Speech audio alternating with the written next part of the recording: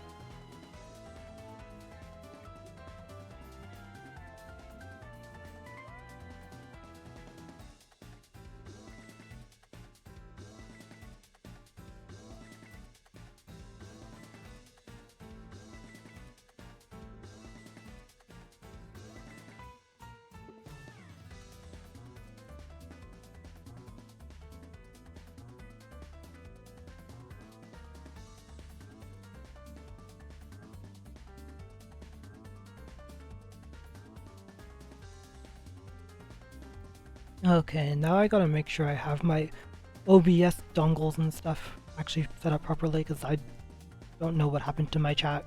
Oh, my chat is over there. Okay. Stream chat. Stream chat should be big and see it. And not attached. Okay. There we go. Okay, I'm just gonna mash buttons until 7 and then I'll get started. What do we have done on? Just gonna do some combos. See how things go. Do I not have... I don't really have a count on how many people are in the chat or in the video or whatever, but it's okay.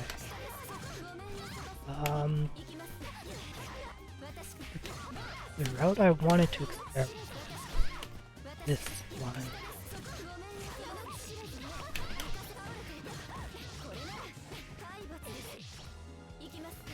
So if I do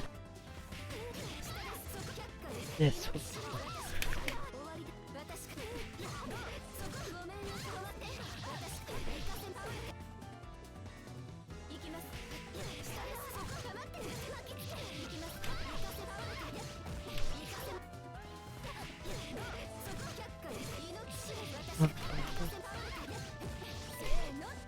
too many hits.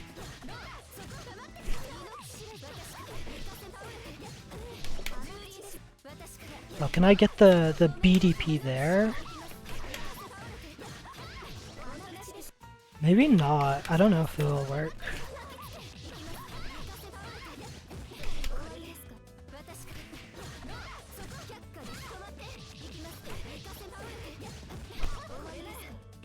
I don't know. It doesn't look like it's working. Maybe I have to do BDP earlier and then fall up into ADP. Maybe that's the play.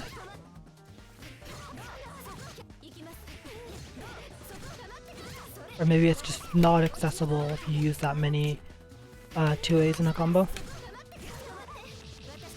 Sure, I'll try it out.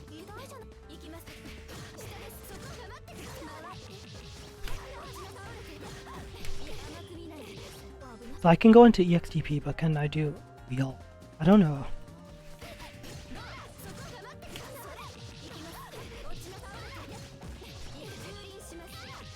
Okay, that did work.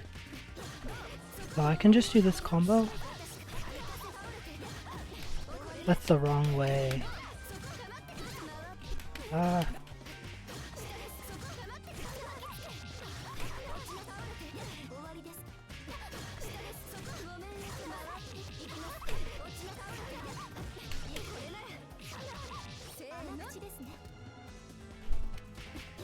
Well, that combo does work if I want to do non-cross up break setup.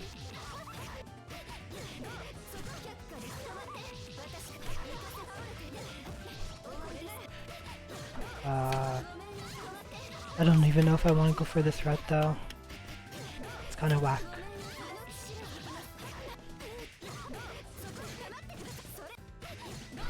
I can do this route too.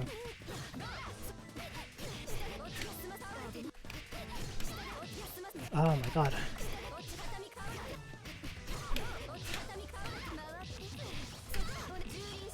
If I do this... Oh damn it, didn't even fall.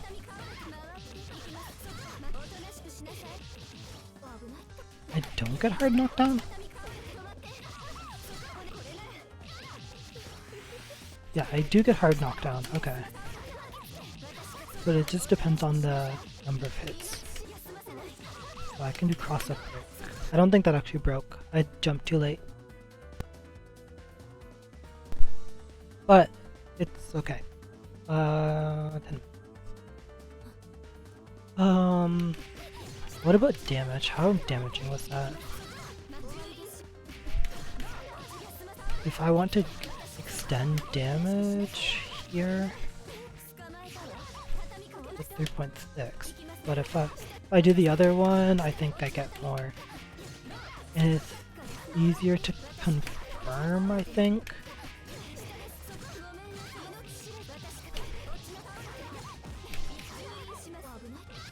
But the ending is annoying.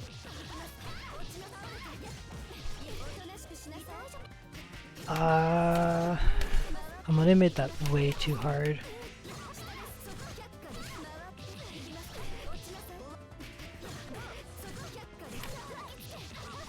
Oh, I didn't get the dash.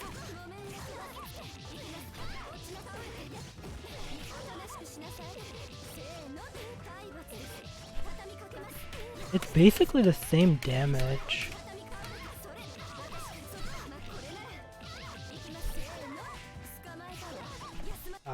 That was not the way I did it before. Or not the... I didn't get all the hits on the charged 5B. Like if I get more hits, more damage. And I maybe didn't wait long enough on that 2360. I don't actually know if that matters.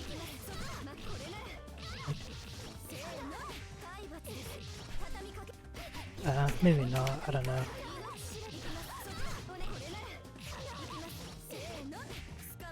So that is definitely all of the hits.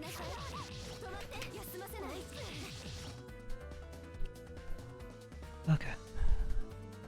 So 0 drop terms, that's nice. Nice.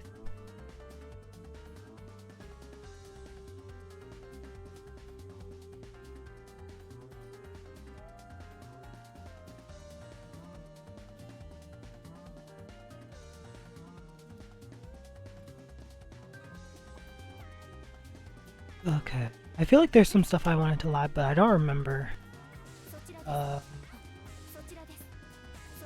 Oh, actually there was something I wanted to lab. So this way of doing this. It's I do shield A and then BC.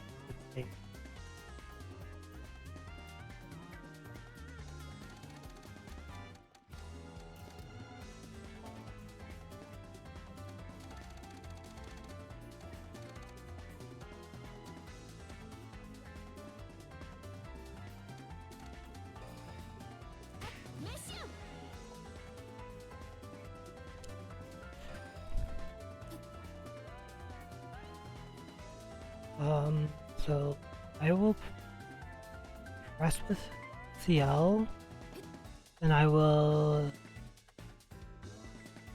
shield with her. and then A, and then try to B. Hello, Francie. I'm trying to think of the best way to lab something, but I'm gonna do like VOD review for my locals for like ramp, whatever our brackets are, in a little bit, and just go through them just in case there's like stuff people want to know about any of that stuff. But right now I'm like, my brain is dead. I'm trying to think about how to lab this situation because I want to make sure that I think if you do shield A, you can still BC if you get your shield A shielded. I don't know if that BC is like safe. I think it should be because it should work the same way as any other BC, but I don't know.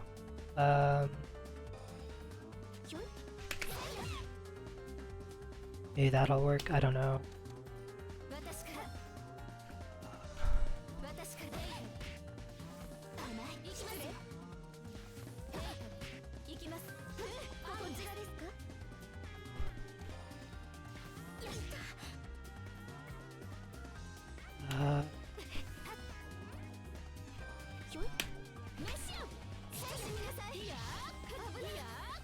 Okay. Well, look at that.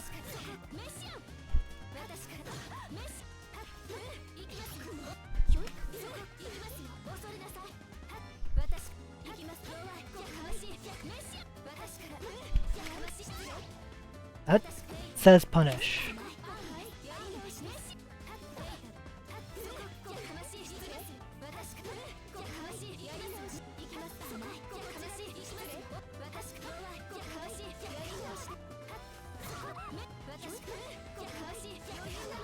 You might lose it. I don't know. I actually don't know. It's so awkward to test.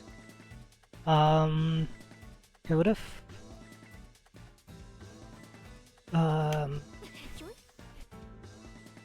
if I do it the other way, where Akiha, if I do it the inputs with Akiha, I just have to do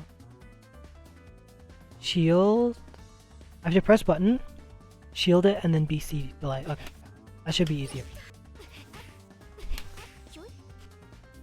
Okay.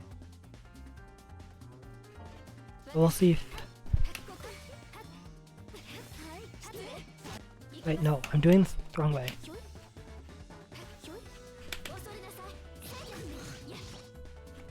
Okay. Gosh, it's so annoying.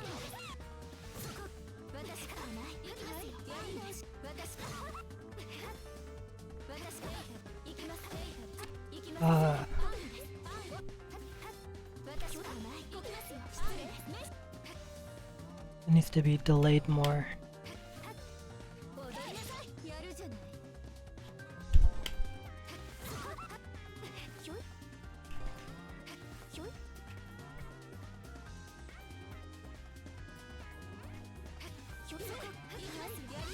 No. Hello, Urwa.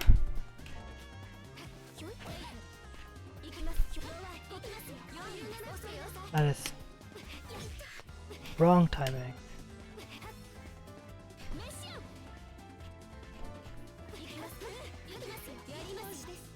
Oh my gosh.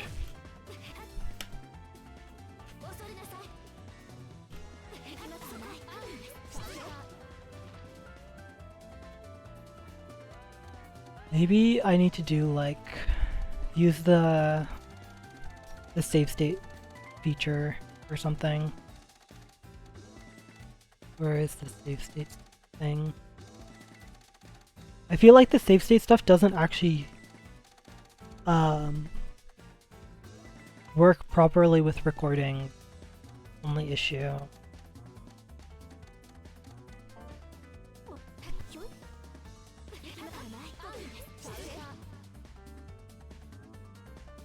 If I'm doing save data, I should do it the other way.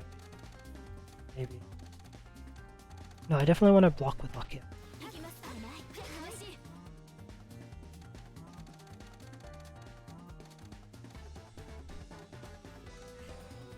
Okay, so...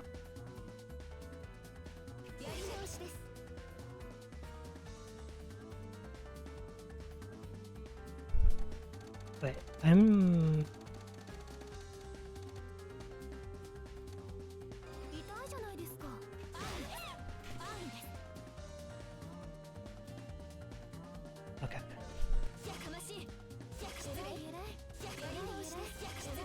Okay.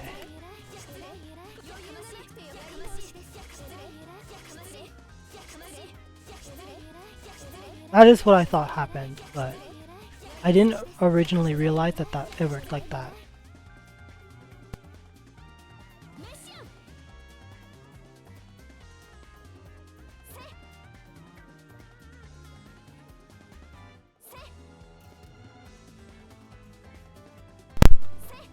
Okay, so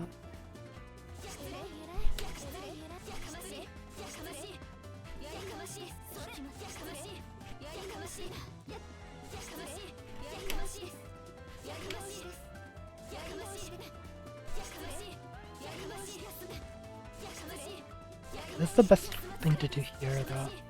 If I get the clash, I guess.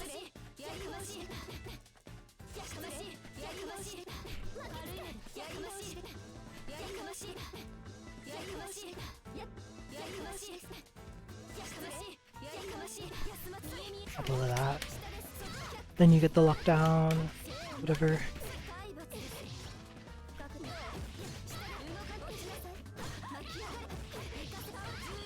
Okay.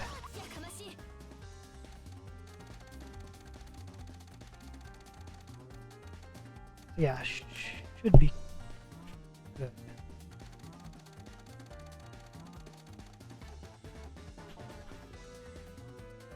But yeah, that makes like shield into A fairly decently safe.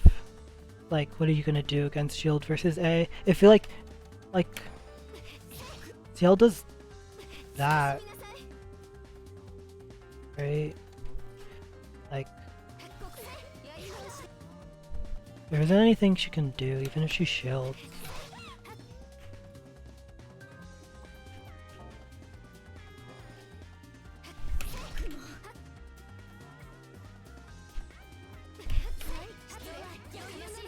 You're safe.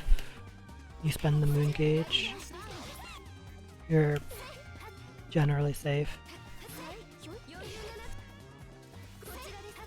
And if she shields, you own her.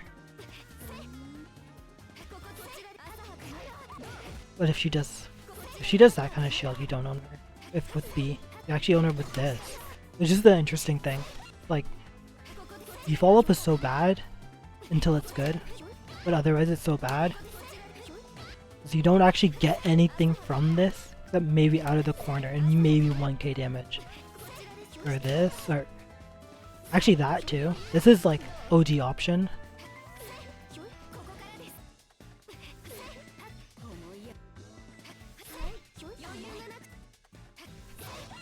Shield into A is secretly the best option. You have full damage. And this is also good. Even more damage. Okay, it is 7. I will get started on the VOD review stuff. Stop fighting. Okay. So let me switch over to the other scene. Just get started on it. This is from 2 weeks ago, so I was actually not at this one. But I'm just gonna go through some of the matches that were played in tournament. Let me just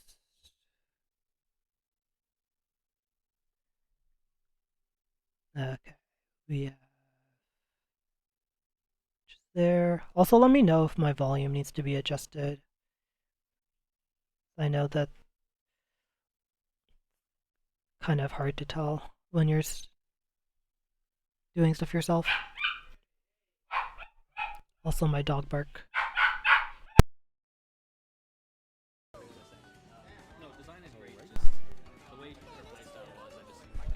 So it's your lucky day, Urwa. I'm doing your match first versus Ryan, I guess. There's some commentary in the background too. But yeah, so it's Anonanon versus PrismaSigma, Roa, Dan. I'm just gonna go through, analyze a lot of the stuff, starting with round start. I think generally in this matchup, Roa is better at zoning than Dan, just a little bit.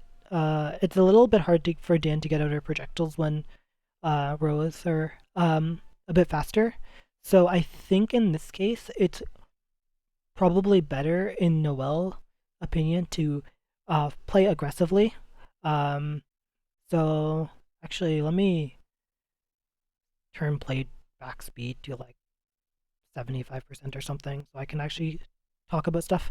But yeah, so if you're Roa here, I think Roa really kind of doesn't really care about what range, but I guess better is probably farther here in general. But it's sort of here, like right here, like this situation.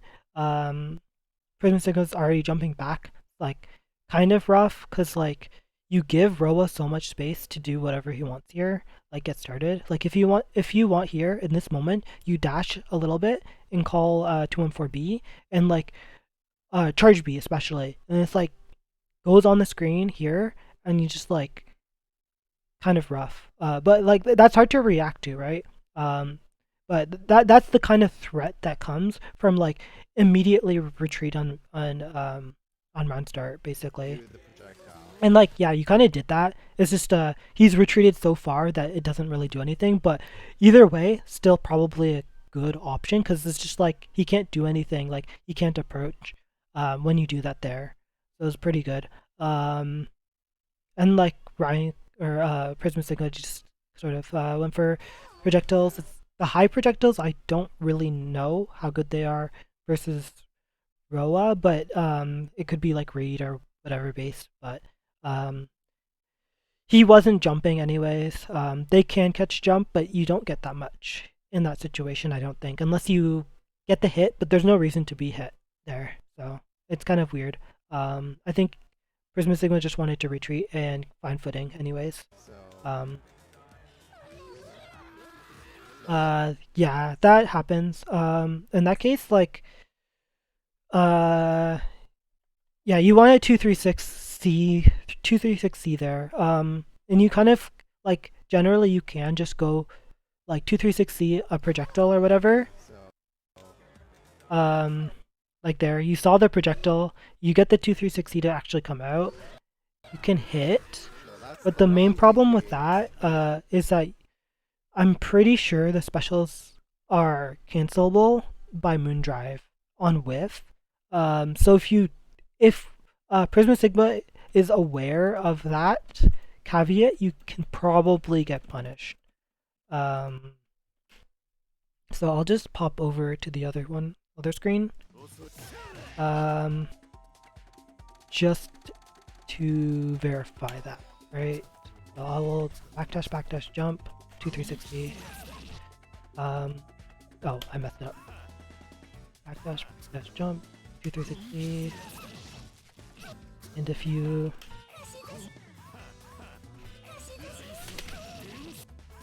maybe the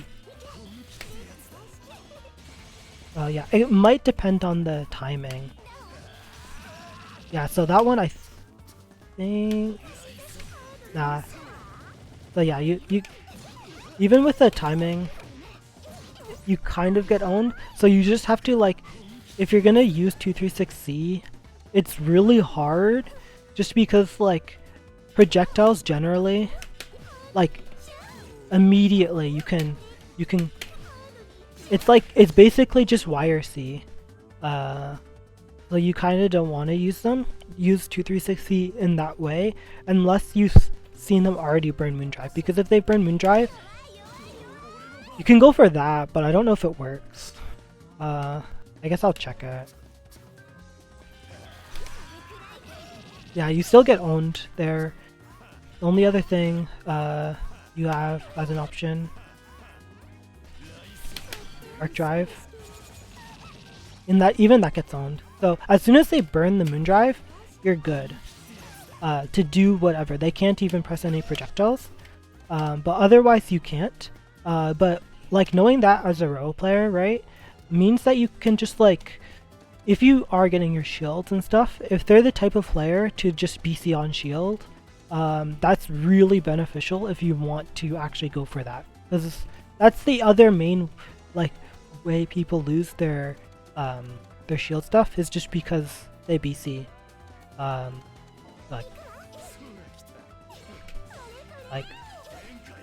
now you're free to do whatever you want because she's done BC twice. So if you want to play shield happy, it definitely lends into the I want to do 2360. But in general, like yeah, like she can use these as much as she wants. It's kind of hard for you. What you actually do probably want to dissuade her from using those is to go and do just like that, right? If she's trying to use that, then she's gonna get owned by yours because it's faster, probably. Yeah, she gets owned there. It's a bit easier to get that to come out, and it like hits even up here too. Like it hits really high. But you just have to be careful about the moon drive. You don't want to run out of moon drive. So yeah, Ryan didn't really know. But yeah, you get started here. Get your combo. And wake up situation. You just jump in on him, which is cool. Fine. No conversion, but air hits are kind of hard. And he kind of went for DP, but you just jumped behind, so it's unfortunate. I don't know if there's a need to DP there, but it's whatever. It's just RPS. So you get the punish. Ryan's just matching. Let's go. Cool, and big damage. And air throw. I don't know if Roa has better enders or not, but either way, yeah, that's probably it for you to think about, I guess. But yeah, you can just go in. Honestly, it's not the worst moon drive. Okay, the main issue with this kind of moon drive is just that PrismaSigma is also using it. So using moon drive offensively like this is way better when they can't do their own. And like, you might be a bit scared of their DP or whatever. And like you can do a moon drive OS to like beat a DP, but it's like so many other options, you kind of just get owned. But yeah, it's like okay to see, but you're not going to punish anything except for maybe DP where you could have just blocked. And so you kind of wasted the moon drive there. So I generally wouldn't go for it there. But yeah, so like even there you saw the backdash, but unfortunately you didn't catch it. But the main thing I would have done with Ryan here, or PrismaSigma, is like you've inputted backdash, you have to moon drive there. Actually, I wonder if you can even get that. I'll test that.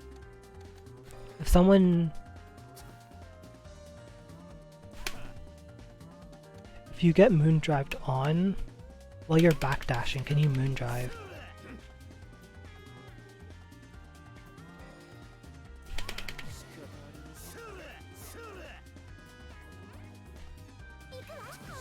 Yeah, so you can, like, if you're back in the middle of your backdash and someone moon drives, you can make yourself safe there too. So that's kind of like what PrismaSigma should have done, noticing the stop button, because you do actually get the punish there generally. If you choose any other option, like if you just did like, for example, you just whatever that dash up, you didn't even have to spend any extra moon skill, but you can get the punish there just by pressing something that isn't 3. But it was hard to tell, I guess. Like that she was actually backdashing is a bit hard to tell, but if you do recognize that in that moment she was backdashing, you get the punish.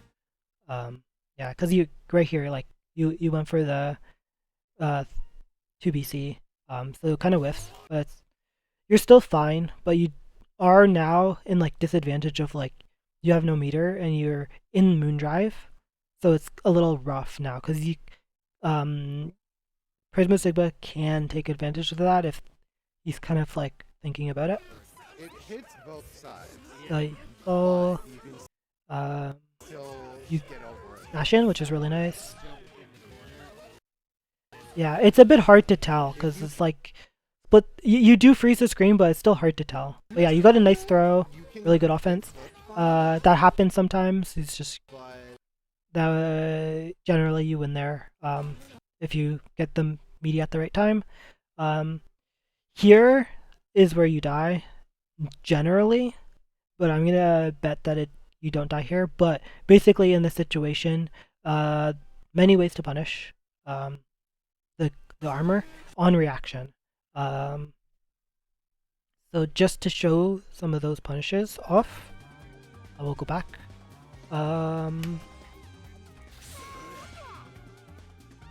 Like that. Oh, I'm not in Moondrive. That is why it's not.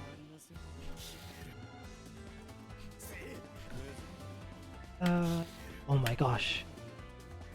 There we go.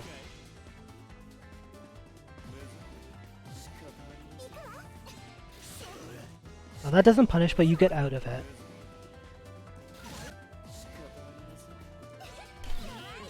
That punishes.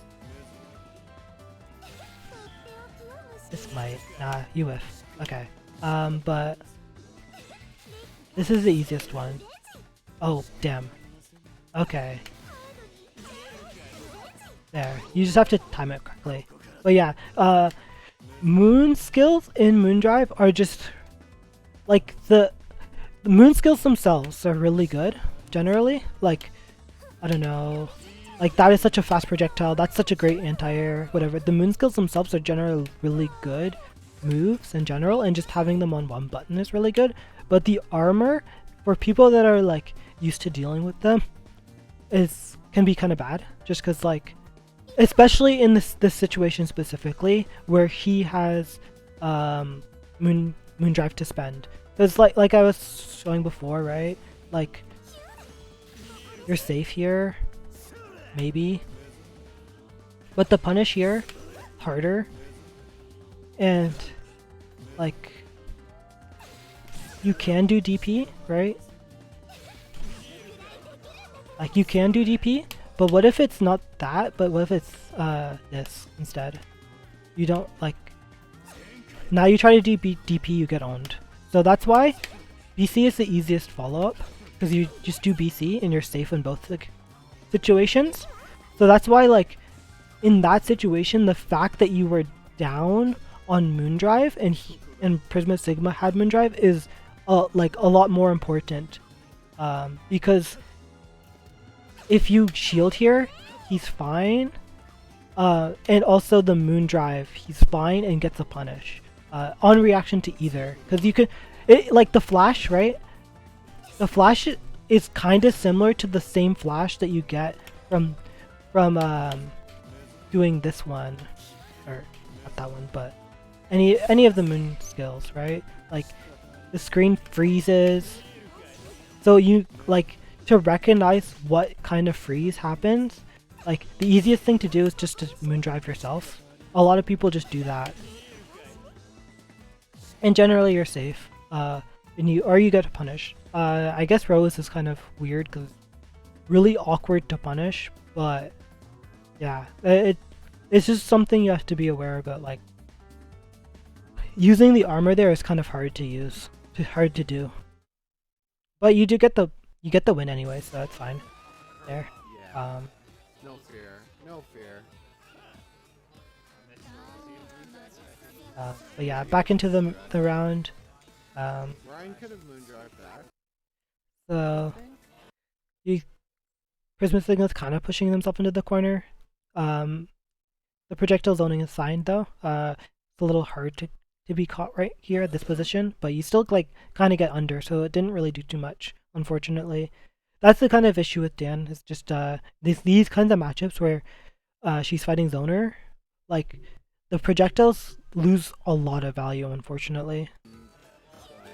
Okay, so PrismaSigma jumps in. At this height, it's a bit risky for the double jump. Single jump would probably be fine.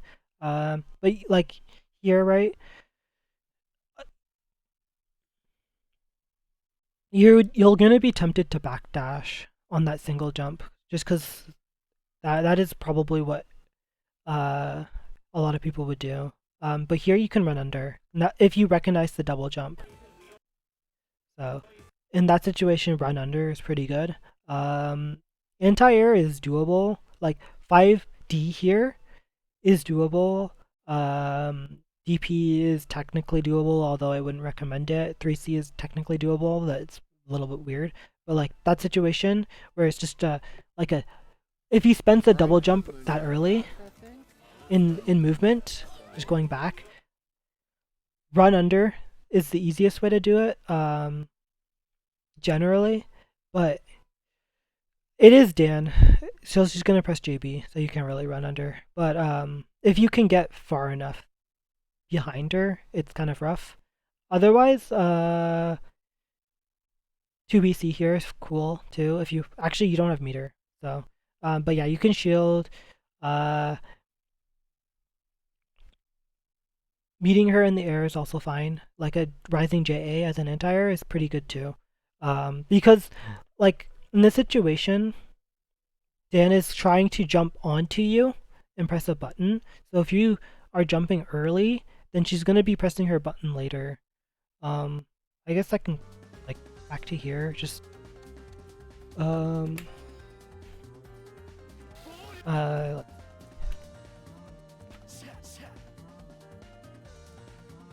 something like that.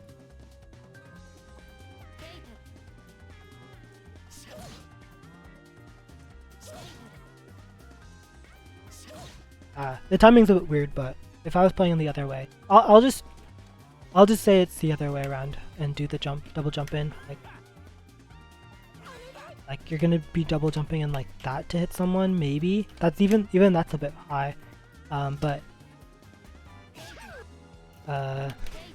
like that kind of thing. You get a punish there if you are the damn player.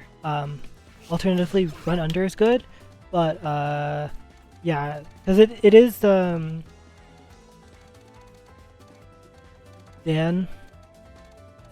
It's a little hard to do, but just to show it. Okay, that's cool. She's doing it. Like even. Oh, I need to press the other button.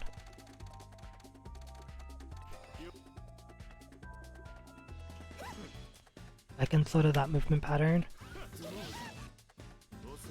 You don't have that move because you're out of Moonfield, but if you can get the run under or something like that, or you're playing it, you can do that too. That's really strong.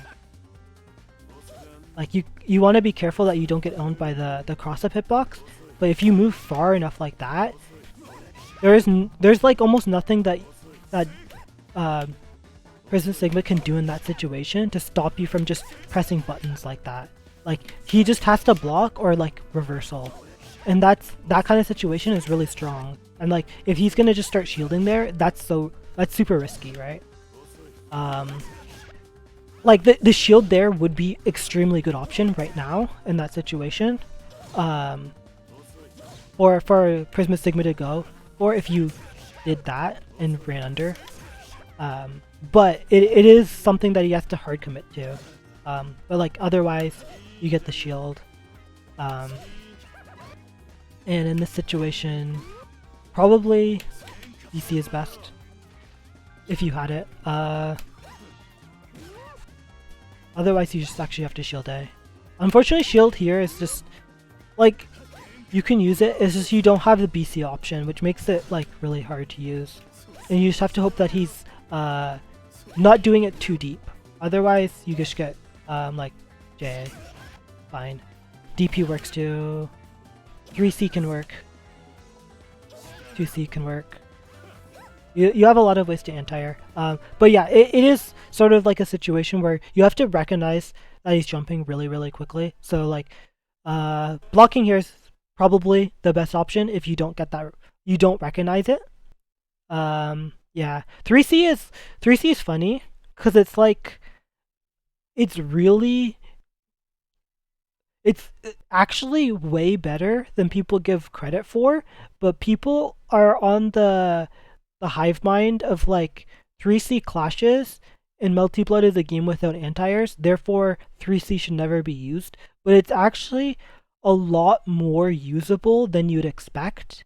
You do have to be careful because it can just clash. Like if you're not careful, you'll get the situation where it does clash. Like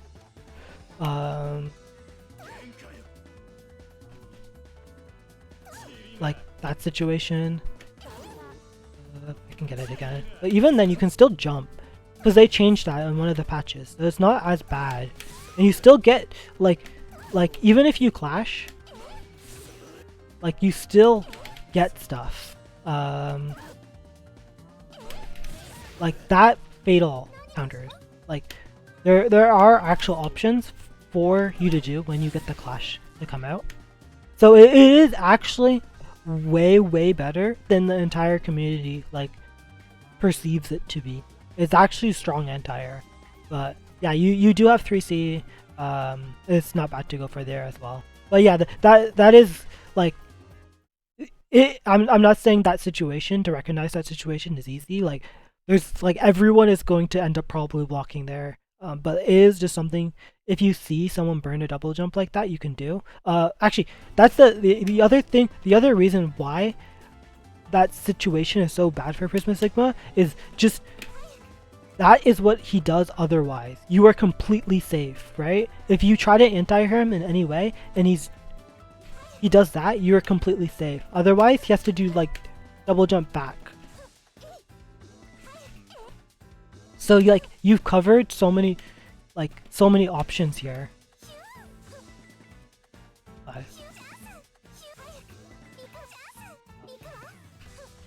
Like he can do that, right? But you have the speed, right? You have so much dash momentum that even if he does backdash, you're still gonna be fine. You can still like bully him. So yeah, like in general, in the game, dashing under people is extremely strong because they just can't hit you anymore.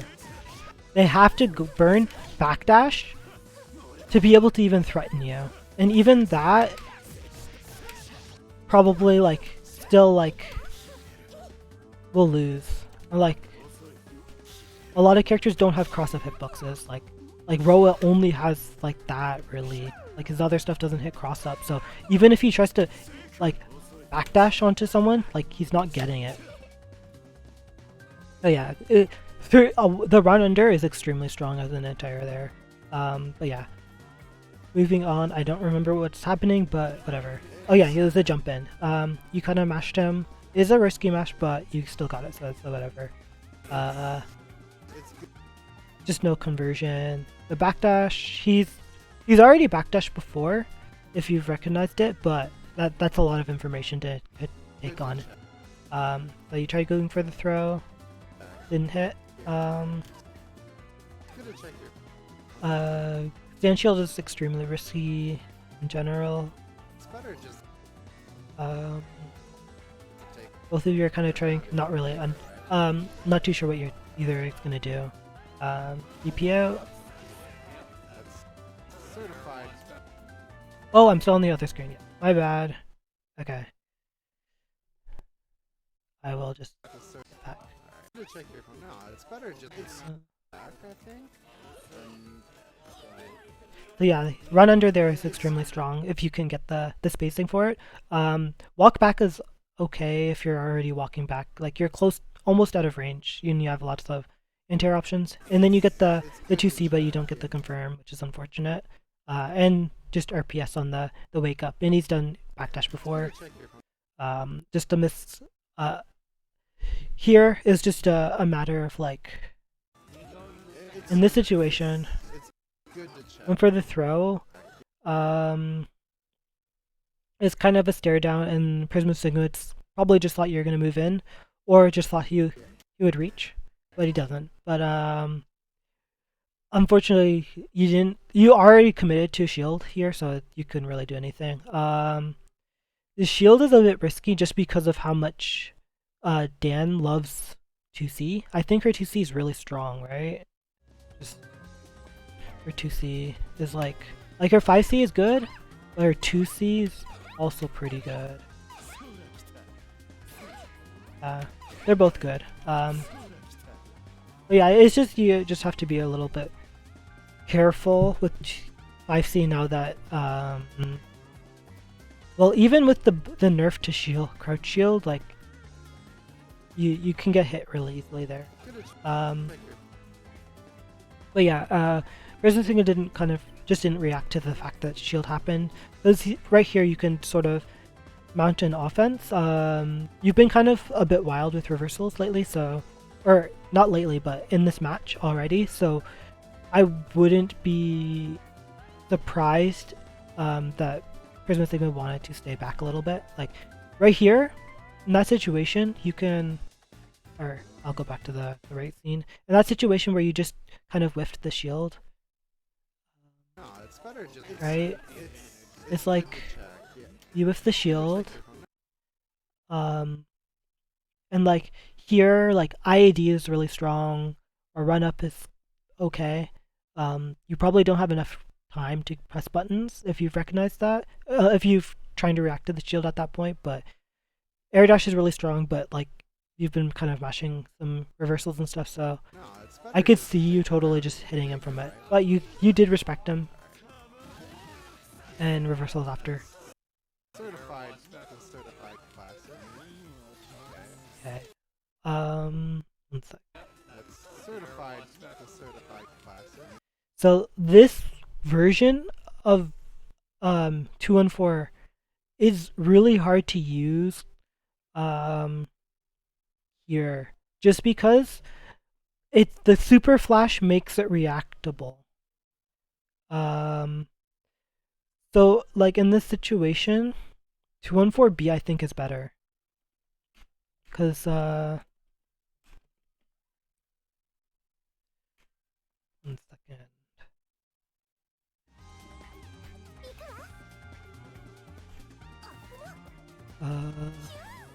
There. I think that's good. Right. Just in general, because you get the air unblockable here, right? So I would say that using the 214C there is just like a... It's harder to use it that way, just unless they're just like if they're respecting you. Like here, right? If you want to lock them down, 214B charge is still fine. They won't react to it, probably. But this one is like, as soon as people see the super flash, there's like spidey senses going off in people's brain to like do something, like shield or whatever. So you won't get anything there. And it's specifically in this situation, it's kind of hard because he has BC here, so he can get out, which he does do. But yeah, this situation isn't that bad for you anyway, so it's fine. But 214B they're just probably stronger. But yeah, falling button, and you catch the landing. It's pretty cool, but you didn't get anything, unfortunately. And that's sort of like where the meter would have been nice if you had the meter there. You can use it to get the complete lockdown. But yeah, here, PrismaSigma is kind of backing off again. So you also back off, and that gives you this opportunity here again, where you've actually caught him in the air. And he's kind of like struggling to get in because of the... You give him... By the like moving back so much, it's hard to stop Roa from pressing those. But you kind of... It's hard because PrismaSigma just wants to get into a comfortable position where it's neutral in terms of frame data and anything like that. And like in this situation here, like you've caught him in there. You're kind of at frame advantage, so he wants to move back, hoping that he can get to a better spot. And here, like, it's back to neutral. Welcome, PrismaSigma. I'm looking over matches. Air dash in. Unfortunately, no combo, but it's okay. The shield. It does just punish. I think that was... Does it just straight up punish the... I think it just punishes. Yeah, I think it does. But yeah, because it punishes, it's fine. to go for the B there. It's not like there's much other option. And I think that shield back is extremely risky. You need bar. Code shield. Air dash. But yeah, it's a bit hard to just dash in. I like it. Like, wake up. Again, the Mine does see that's sort of the issue with the Moondrive too. It's just if like you it. you're using it offensively, but if you don't know what they're doing, then it loses a lot of the value. Yeah, I'll probably won't comment that much on like execution drops besides just mentioning it because that is like kind of not really a part of analysis anyways. But yeah, here it's just like the Moondrive. Here, like personally, I have no clue what Noel is doing here or Dan is doing, but it is DP. I didn't recognize it. I assume you probably wouldn't have recognized it because you would get a punish otherwise. Because right here you just like block or DP or block or shield, you get a full punish. But yeah, it is like it's strong to do that. To like use Moondrive in that way, but it's just hard to do in that way if you don't know or if they have Moondrive because they have a lot of options too. Also, even DPs you can Moondrive back. So 1 second. I will go over here. So like for example in this situation, you Moondrive back even. So even if you DP, if they're trying to catch your DP with Moondrive, you still are safe actually. Which is really like it lowers the value of using Moondrive as an Oki option by a pretty significant amount if they have Moondrive. But if they don't have Moondrive, it's like actually quite strong because you see what they do. A lot of people are doing different reversal options on wake up and you catch like almost all of them. I think Heat is the one that you can't Moondrive here. Like if someone does like here, the Heat you'll catch with Moondrive. So if you you see it, they can't Moondrive and I inputted it, so you get the full punish. Well, otherwise, they're safe. So I would just like only do that if you have the Moondrive advantage. Mine doesn't have to be going in on this, but as long as it keeps doing it. And yeah, there again, it's just a situation where if you rack fast enough, you can Moondrive to beat the Moon skill. Clash. Plus, that's my turn, and then just reverse out. Yeah, that's great. And yeah, the Crouch Shield is definitely better there. Dropped combo and dash out. You have to block up high, you can crouch under it. But if you try stand shield it, you can get thrown or you can get low like that. That's good. That Heat technically Stand shield it, you is can get punishable thrown, just on reaction, I think, because that's the charge one. I think that's the charge one there. It's a bit hard to tell with the speed being changed, but it's a little bit risky. But it's like in that situation, it's not that bad of an option. Just the people are gonna try to follow the button here, generally. So that's like a pretty decent place to be heating. In general, is if people are like as an anti-air, and if you want life back, and you have a lot of life you want back, so it's a pretty good spot. Even if it is like punishable if you do the charge version, it's still good. You could just wait and just do the non-charge version. It's better. That one I don't understand, but you did get the hit, I guess. You got clipped that time. Yeah, so it's just a sort of reversal option. I think he could have shielded. You can kill without risking the You can kill without risking the full meter, I believe. If you know the combo. Just in general.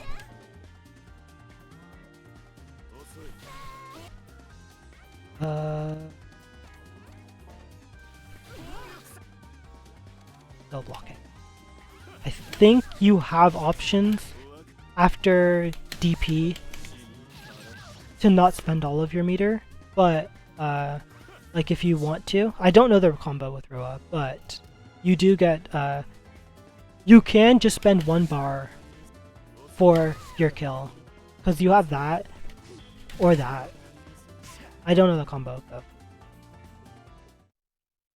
If you don't want to risk 3 meters, Yeah. and So on a 5A, I guess frame you 10 onwards, still, you're in heat anyway, so you're losing your meter anyways, but you do get a bit more healing and it's a bit safer. Also, just in general, DP has no super flash, so they can't react to it. If PrismaSigma was like not really doing anything at that moment, he could just get hit anyways. But if you do this, there's a super flash, so there's like a full second of reaction time. So like in general, meterless reversal is better if you can get a kill from it anyways. And I think you can, but I'm not a role player. But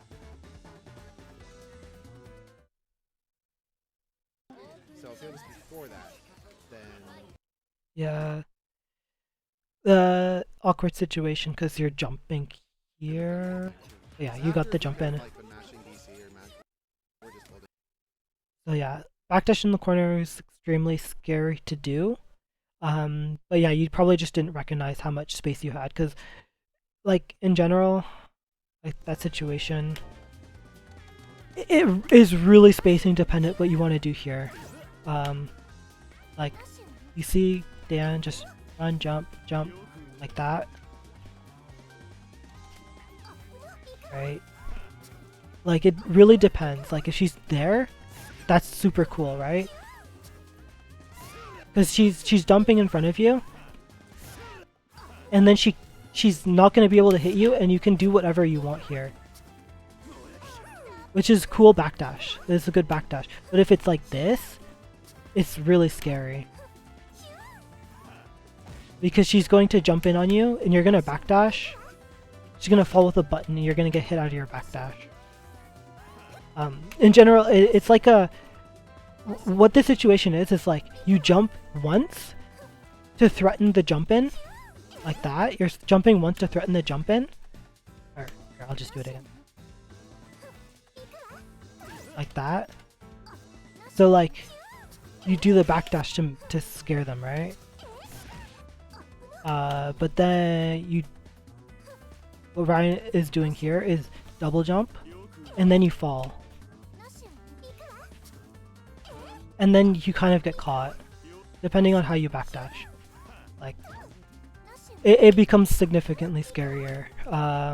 And another option for that is just to do air dash too.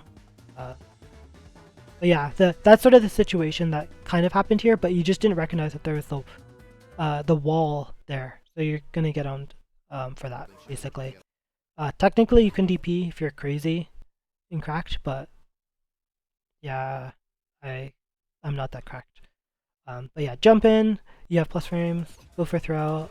I think you just did it too early. And the stand shield is probably not the best situation there. You do catch like the overhead moon skill, but it's just you just need to wait for PrismaSigma to represent it more if you're trying to beat that. And then air dash in is alright, just because it's hard to get out of that situation. As Roa, just you can get owned if they react, but it's just pressure reset.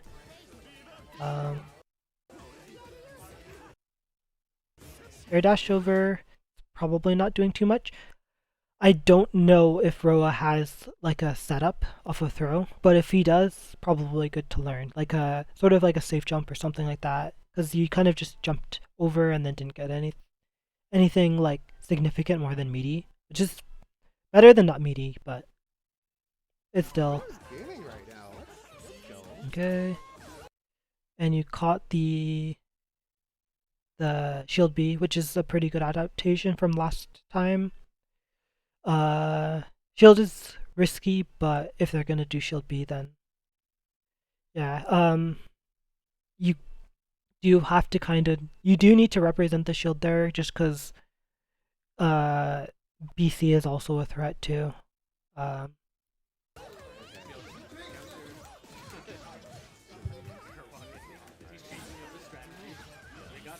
So Ryan went for that thing I was talking about, the TK combo. yeah, it's just really quick, that move in general. In that situation, 6BC is just really quick. If you're gonna respond here, like in this situation, there isn't really any telling what Anononon's gonna go for, but it's just a matter of people who BC or who Moondrive here. They're wild, anyways. Not this Moondrive specific instance is wild, but just people after they've Moondrived are generally pretty wild. So you press 2C here is probably your best bet. But yeah, you get hit. That's just neutral RPS, honestly, though. So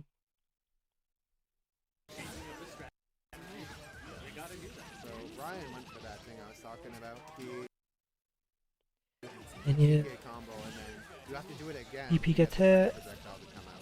We got JB instead. Shield gets hit. Hey, he's getting very consistent combos, which is good. Like, it's not the optimal stuff, it doesn't matter. You get what you can take. He's taking it to the bank. Here's the setup. Alright. Setup. Gets hit. And that one is like really hard to tell. I think, yeah, you're already kind of stuck in that, so you kind of get checkmated there in general. I don't think there's any button you can go for there that saves you. Yeah, that's first round only, and it's been 44 minutes. Yeah, DP is pretty good because he's up backing a bunch. 6BC kind of gets behind. You can get the JB maybe. That didn't come out.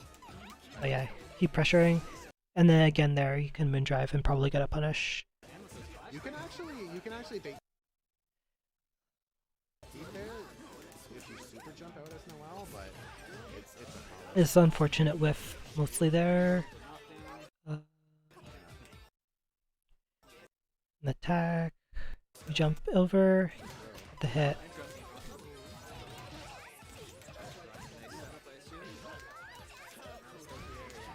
And yeah, it's just the situation there. Was that a drop? Yeah, okay. This is you can actually get you can actually option select that to beat the heat. The setup is hard because the input is just hard. I'm not too sure if you know or not, but I'll just go through it anyways. In general, I really dislike Wake Up Heat because of how many option selects there are against it. But I think that was the starter. Especially charged heat here. Oh, I'm on. I have to swap over to the other character.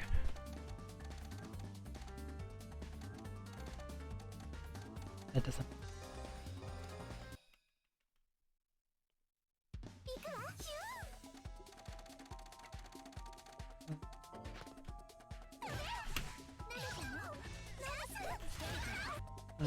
Yeah, okay. I have it set up. Really.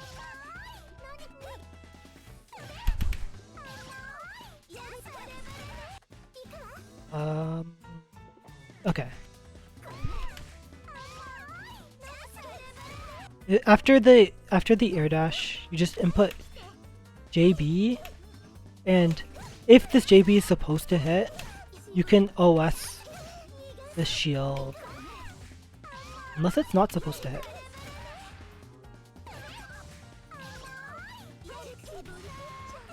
Like that. Sort of. I'll do it the other way.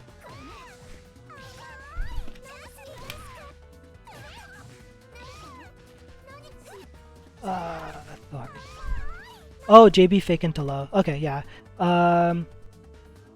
Yeah, you probably... If you're doing JB fake into low, then you don't get the safe jump OS, but you still do get the 2A OS. Like, maybe not, actually. That is not chargey.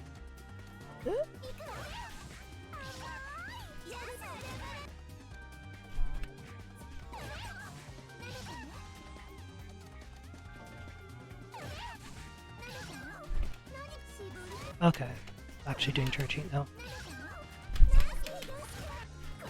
I think you still get the...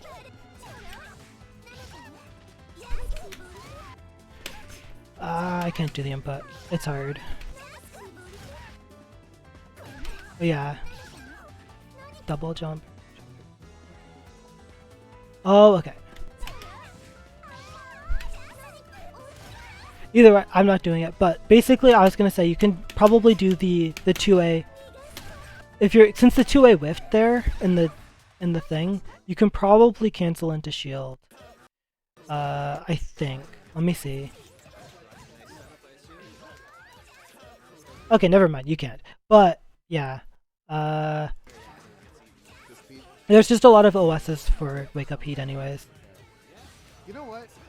It's better to... It looked more like the JB could have been real. But yeah. But yeah, the OS is basically just like I want to make sure.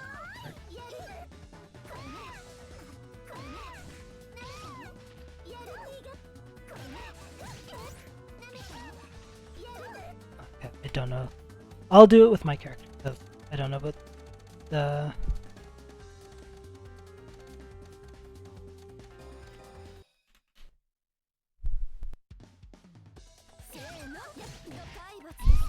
Yeah, it... that...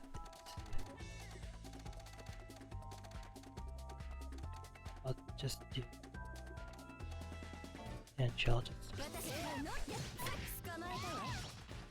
just the falling like a safe jump, basically.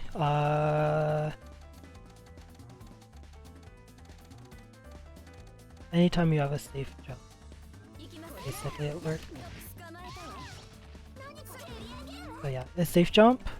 But you just layer the safe jump with the D input as you land. So you'll get the block or your shield as you land there, but otherwise you'll get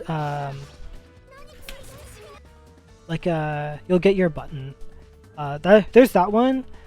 There's also this one too, where you do 2A into 2AD like that, and it's a whiff cancel.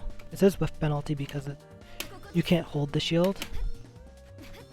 So if you meaty, you can beat regular Wake Up Heat like that. But it loses to charge.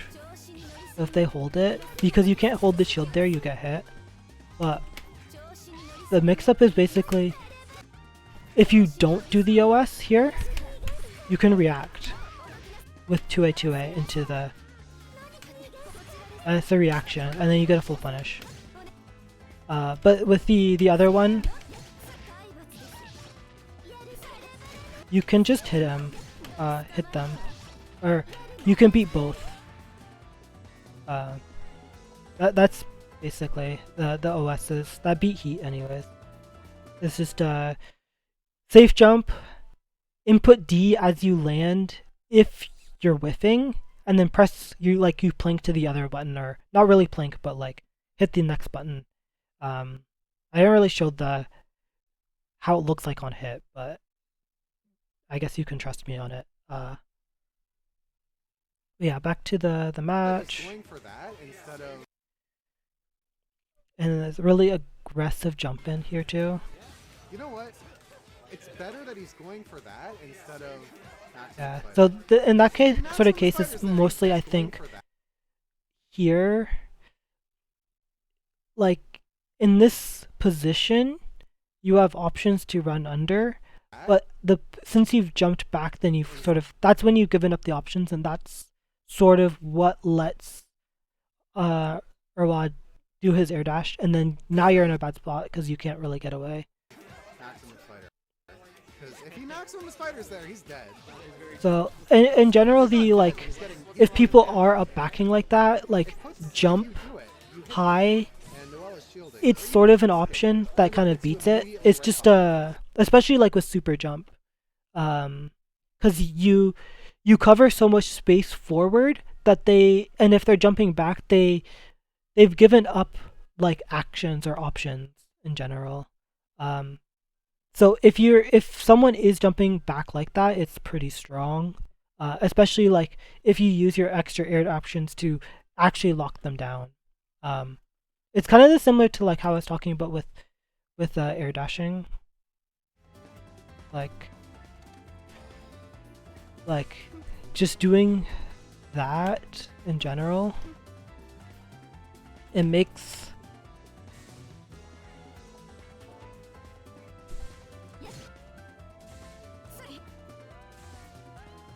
like if you jump again, you catch me in the air, basically.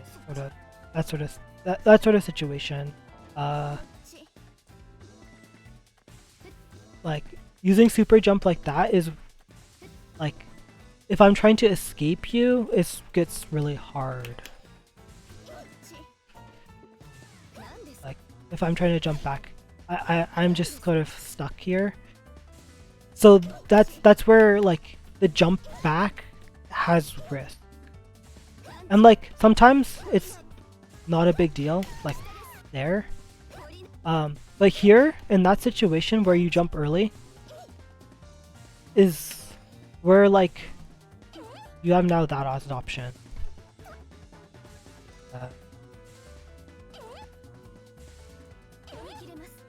And then you try to escape that. In general, it's just that as you're jumping back, the options you have to deal with approaches is a lot less. Especially like super jump, because like you're moving so fast, you don't have anywhere to go except for air dash back, and like air dash back sucks versus air dash forward generally. You're gonna get caught. It's kind of hard to show because there's a lot of variance when it comes to pressing buttons, but yeah, that's sort of just the situation. It's just like you have to be careful of the dash back. Actually, back to the main thing that deals with that aggressive kind of jumping is just you just move forward. If you move forward and you go under, then they lose so much of they lose any advantage they get from that. If you can get under them, as well as like meeting them forward, like if you're playing aggressively into it, you have pretty good options. And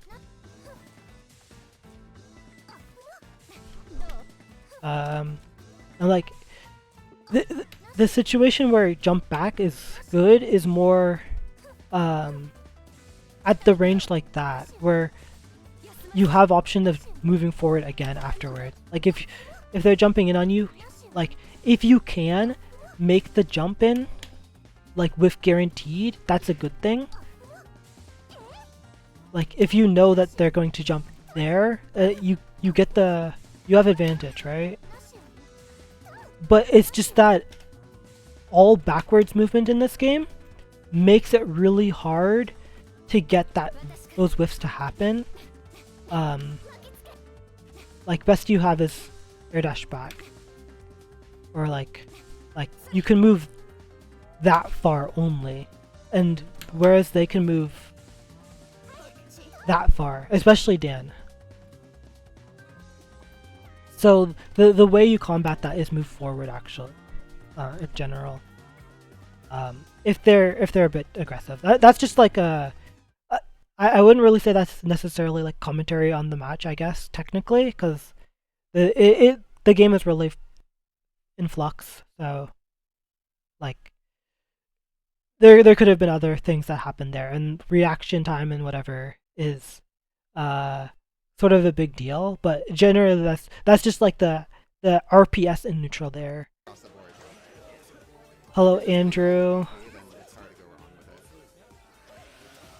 Yeah, air dash back definitely does have a place, especially, or like jump back definitely has a place, especially when it comes to stopping grounded approaches too. It's just versus those really aggressive air approaches, it can get owned a bit depending on your character and how well they're good at defensively jumping. Yeah, it's overhead, so they have to react.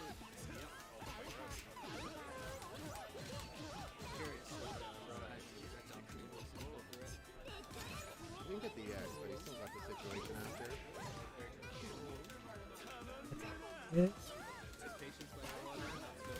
Ryan's starting to get pretty scary with his setups. He's still not getting all of them, but he's getting close. There's the heat.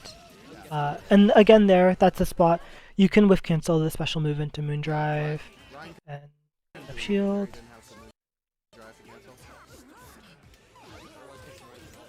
Unfortunately got mashed out of the pressure.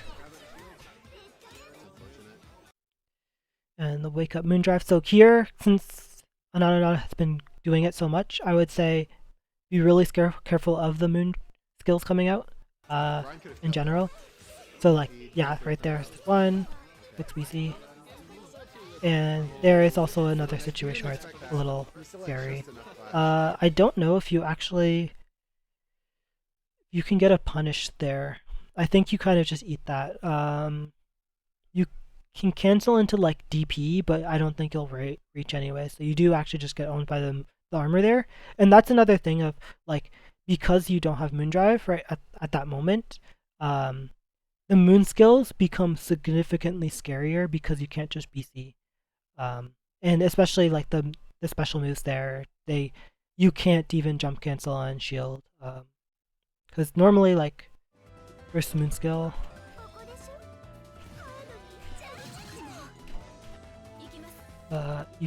there's a lot of things you can do on that clash. You can jump cancel your buttons into shield. That was post patch sort of thing. So you can jump cancel buttons into shield, to Moondrive, can EX reversal and it beats the armor. So there's options. It's just if you don't have the Moondrive option, like I don't know. I'm like trying to do like 2-2A, I guess. I don't know what. I don't have a far range move, but basically, if you don't have that Moondrive option and you're trying to like beat moon skills, there's a lot of situations where you get owned. Hello, Roberto. Damn, I thought you guys were doing Secret League meetups though. But yeah, that's sort of that situation. So like in that situation where you're fighting someone that's kind of crazy with Moondrive, moon skills, like even like hard call out shield is pretty okay, I would say. But either way, you just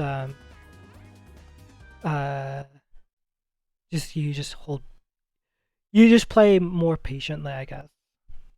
Wake up 5C. It's a bit hard because it's gonna like mash buttons too. But. Oh, Yeah, this is unfortunate. Like, you probably want to catch the him on the ground, so you kind of just whiff buttons. It's mostly just a matter of knowing ranges there. Um, like here in the situation, like PrismaSigma can't really go anywhere anyways. You can't go anywhere, so you do generally. You kind of wanted to catch, I guess, probably an extra jump or whatever. It's unfortunate, and you didn't get the block in time, or recognize the situation that happened there.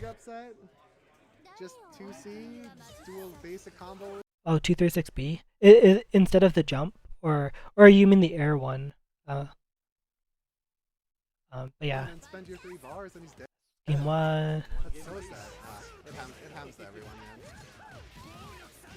Honestly, rose buttons are kind of good. Well, anyway. Okay. Oh, out of the 2A. Yeah. Fun fact about that deep. Yeah, this is the legendary Burwa buff Urwa. And yeah, It's jump out. huge like Fine. that. But it's Just unfortunate miss there. because it has slower startup than a lot of DPs in this game. So it's easier to And yeah, that's and kind of the trade-off. it's really hard for versus Roa's Moonscale there because it's really fast. You can't like react to it. The best you can do is like hard call it out. But the main thing here is now in this situation you have the Moondrive advantage, so you can disrespect Roa in a lot of different ways now. No, it's very good. It's good in the same reasons as the blob one. But you do have to get in, and that's the challenge. And you just kind of just jump in, which is fine. If you just throw one and then you do a move skill like that, or you go for DP, then yeah. So he just did the regular 2-1-4, and then he went for blue. Oh, he's dead though. You're probably okay if you're in Moon Drive anyways to do 6BC into 4BC. Specifically, you get the meter, you don't lose out on any meter, and you run out the Moondrive gauge. And like running out the Moondrive gauge, like when you're in Moondrive, not the worst. Like having Moondrive is definitely a benefit, but also emptying your Moondrive so you can recover it to be at 50% has a lot of value in itself. So I would say that like if you want to spam moon skills to get out of Moondrive, it's not the worst. Anyways, but yeah, next round. So yeah, the air dash catches, and it's really strong here too. This situation is really strong because 2A, what people love pressing, and you just sort of you'll just like go over the 2A if you do that. Really strong. So like round start, if you have an air dash like that, it's not a bad option.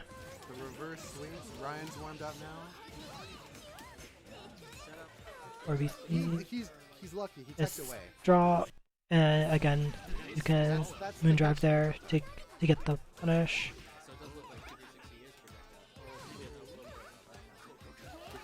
And you get the bait on the DP, which is good.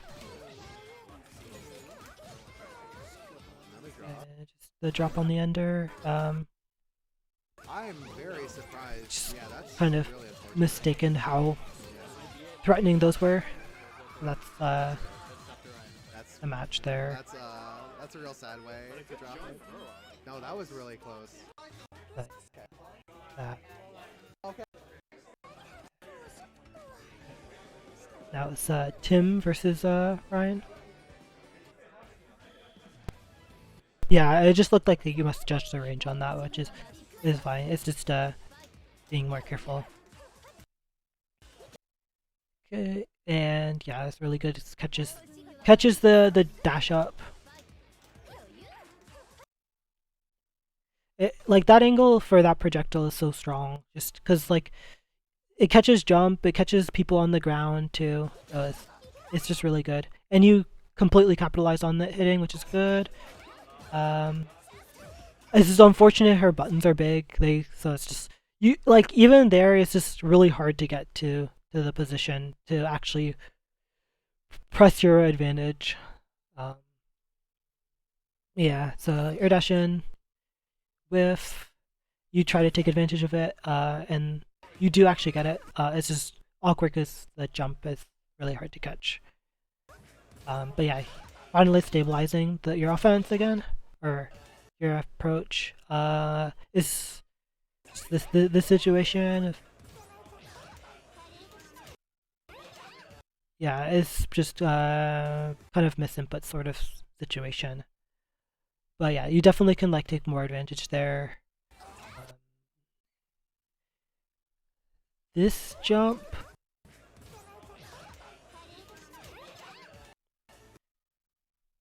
it's fine. It's sort of like the jump from Tim is like I'm expecting them to kind of stay in one spot.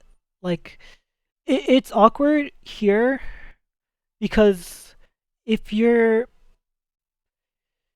it's like I think they're gonna play defensively kind of or jump forward, sort of JC, and then you kind of just jump back. But because of that, you're able to get in here.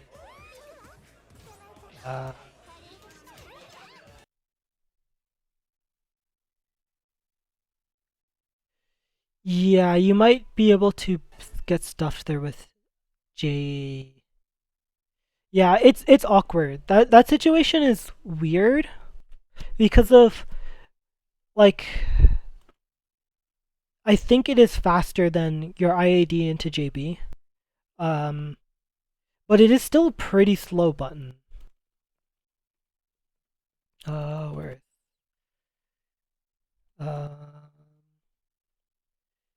You do have options, I think, there though. Trying to find these characters.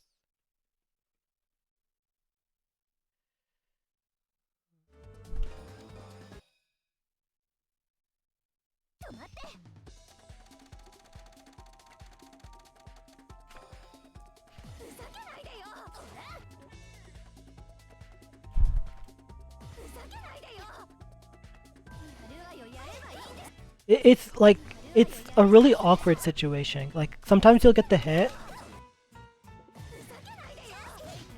but you can kind of stuff it because it's the JC charge is slow, and you might go under as well. But what is more scary, I think, in that situation is like this one.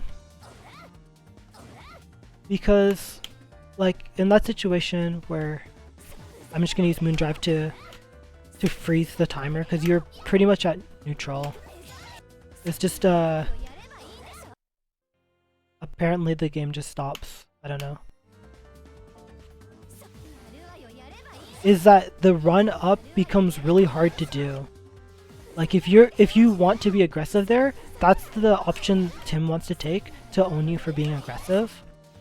I think AID kind of still can win there, but it's still hard. The alternative, since you in that situation you jumped back, actually to do super jump.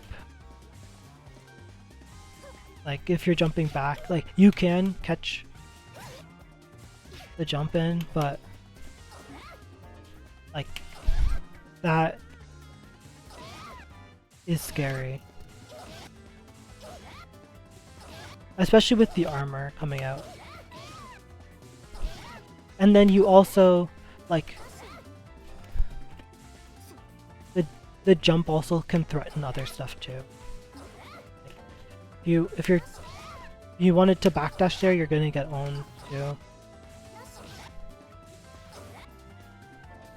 That's sort of the RPS there. But the jump back and then the jump forward is a bit hard to do because it's more like a you're just gonna stay still, but I don't think you had a big reason to stay still, really. I guess Noel has big buttons. You can kind of get owned there. Like in that situation, like you can get hit by 2C there, so maybe you want to respect, but yeah, it's just recognizing the jump, and then you get. That's unfortunate. I think the situation there, if you press 5A, you maybe get the air unblockable, but otherwise you definitely get the definitely can counter hit. And drop. I don't think that's overhead, but maybe it is.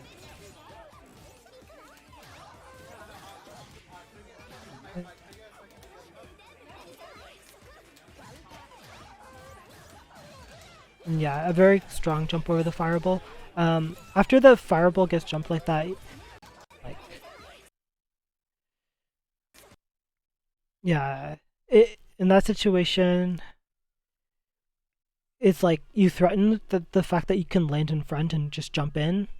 So like, Tim is trying to hold back, but then you kind of just actually catch him. So it's like he kind of got stuck there. It is hard to dash under there, and that's sort of the situation where like jump is really strong.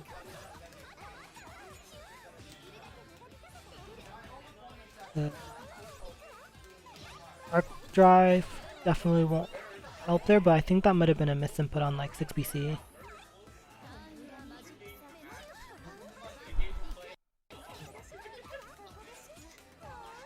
So yeah, catch, just have to respect it more, and just unfortunate drop.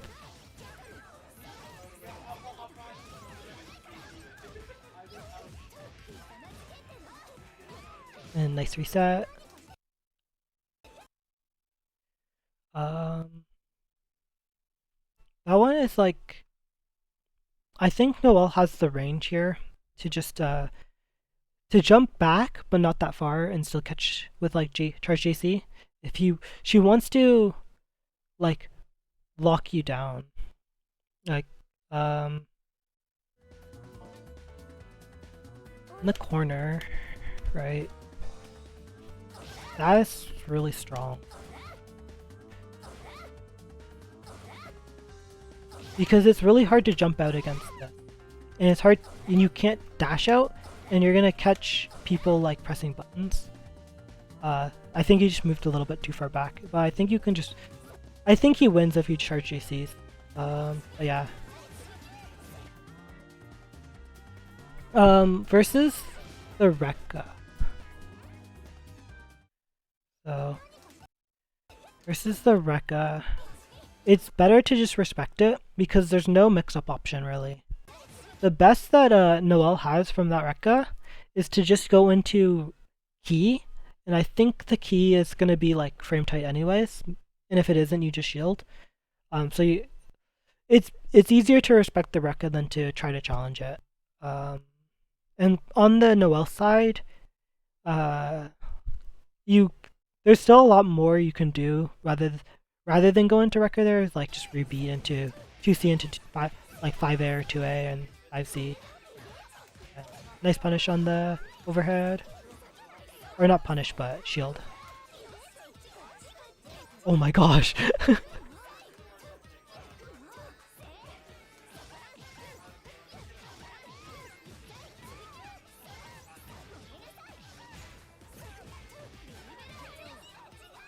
It is unfortunate, but yeah, there's a lot of shield memeing.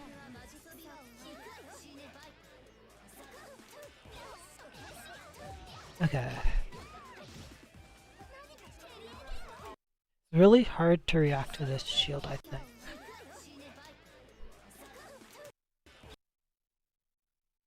Yeah, if you just react to it, I think it's a better situation.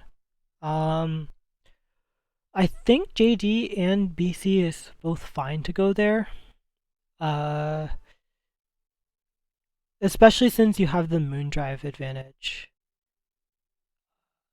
This is 720p. doesn't look 720p. But yeah, since you have Moondrive advantage, you just want to get out of that. But like, shield reacting can be hard, especially in like situations like that where it's like really hard to tell, or like you're not expecting it. But yeah, the shield there works out. Unfortunately, no punish. And yeah, and he sort of tries to get in, catch like aggressive actions, but you're sort of playing back, so it won't work.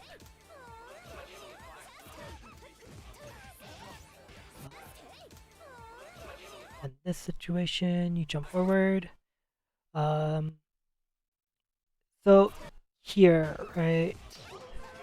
I'm not too sure if it would have worked in this situation specifically, but JA is not too bad there. Just in the sense that JA here, from you, it wins here, for sure, in that interaction. But it's just it's non-committal if you do rising JA, and you might catch someone doing something like this. Anyways, I don't know if like an actual rising JA, like immediate rising JA, actually will catch this, because Tim is sort of far back first. Like rising JA like comes out here, maybe hits, maybe doesn't, depends on active frame, but is pretty non-committal. You'll probably win that interaction.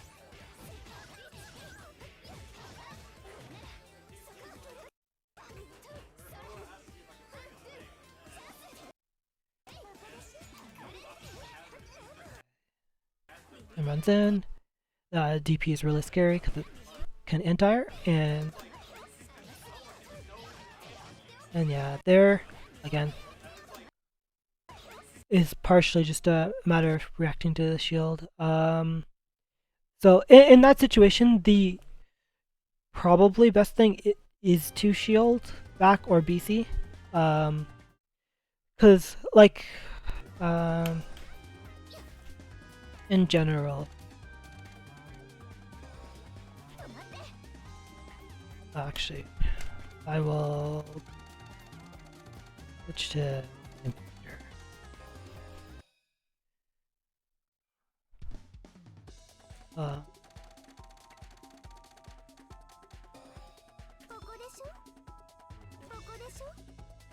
Yeah, there we go.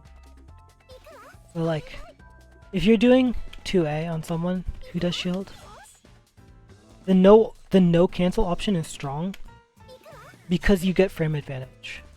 But if it's like 2C, they're gonna get the frame advantage, so the no cancel option will be weaker. I'm assuming it's probably just not a reaction anyways, but it definitely changes the strength depending on what button gets shielded. In this situation, because you're at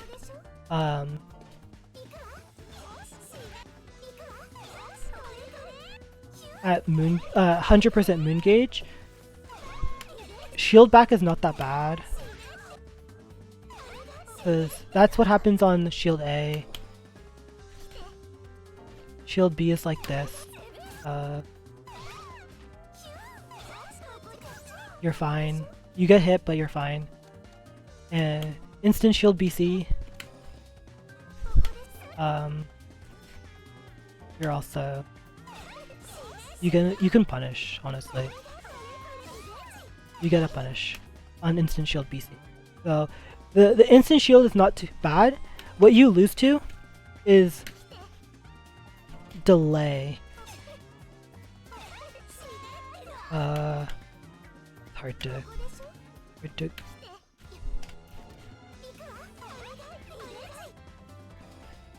it is hard to do with dummies.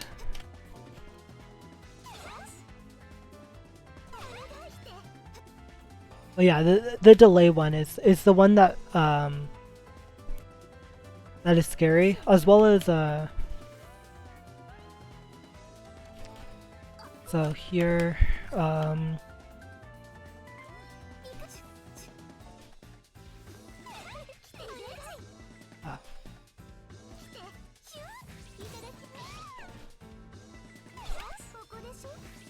you can get thrown.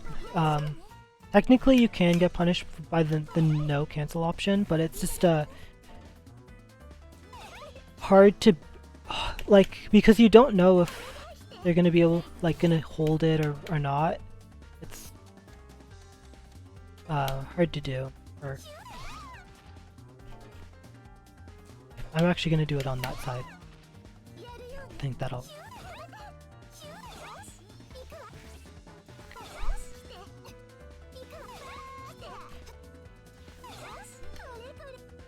Like if you want to try to punish that, even if you shielded back after getting shielded, it's like you're not really getting punished. But yeah, another thing about that about shield that not everyone knows is that after shield ends, there's a period of time where you can only block. Like the purple, blue Dan, like I'm pressing the 5A here, but they can only block when I do that. That's the situation they got punished, but there's a period of time after the shield that you can only block. So because of that, like, you have more advantage than you think, potentially, but less ability to punish than you think too. So yeah, that's sort of the shield interaction there, and that's only because you're at full gauge that it's so strong. But otherwise it's not that, like there's yeah. And I guess since I'm doing it here,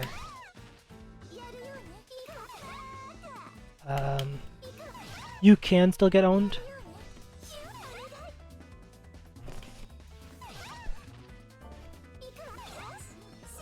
There, like that. You have to do it delayed. Like, if you do it instant, you're gonna be fine to like most things. But if someone does a delayed one, you'll get owned still. So it's not like you're guaranteed out, but like the number of options that beat instant shield is like really, there's not that many. It's like delay JA, and then like do nothing. Maybe you get a 5A if you're close enough, or like maybe you can get a throw punish, but yeah, in this situation, like shield is fine. I think you might be in the air, so maybe you get owned anyways, but I forget.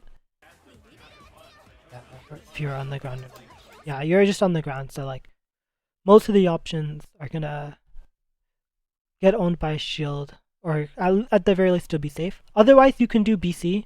You have full gauge, so you don't even go like below 50%, and you're like safe against almost everything. As long as you make sure you block when you do your dash through.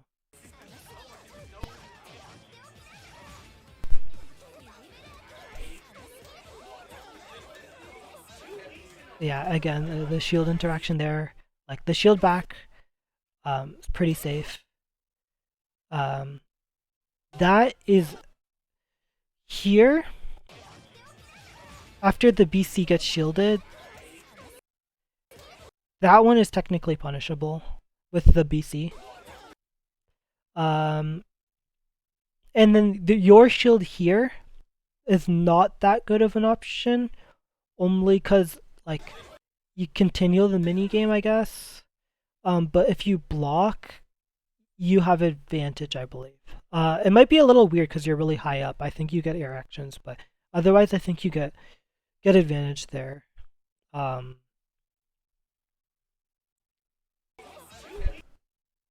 But yeah, it kind of resolves without anyone taking any damage.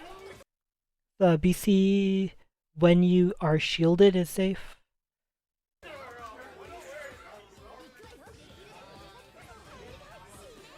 There you get a punish if you just wait, I think, or maybe JA, but it's hard to tell because you're like really high.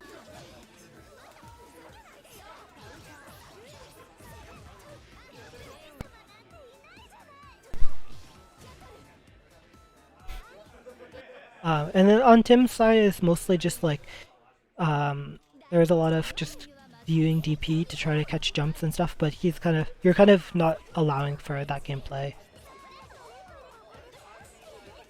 Oh my gosh, so much! Okay. Okay, the reset. You get a safe jump off of ground throw with Noel if you just do like neutral jump into JC. But yeah, here is sort of the like some characters are really strong when they do jump back buttons, and like in this case, like Noel's JC is going to like beat a lot of things in general, so it's just you have to be careful. You're far enough away, but if you're closer, you might actually lose that interaction. 2B really big, but I didn't get the punish.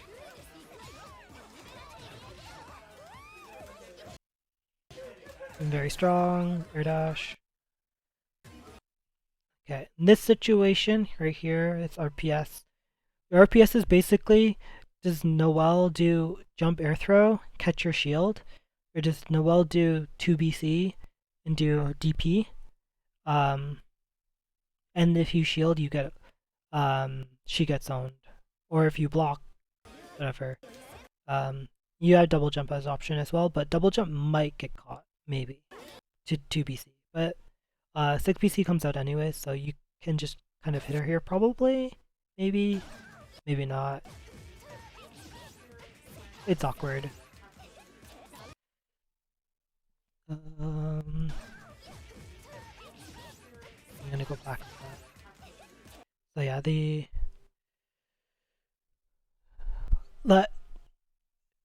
jump back is weak mostly to like when you have the space to actually get started on your forward movement here. Like since the JC is so big here, it's hard to even like contest it. And by the time Noel lands, she recovers almost instantly, so it's kind of rough. So it's really strong there. On the Dan side, on that situation, you kind of just have to respect. The only real option I'd see here is like you jump backwards and avoid it. It's just scary because it's like this whole area is going to be owned by JC. Is a big button. But if you jump back and you have linear air dash, you can catch that kind of jump. But it's hard because you don't have that much time. You can also press your button too, but that one's really hard because she has the button out. Super active.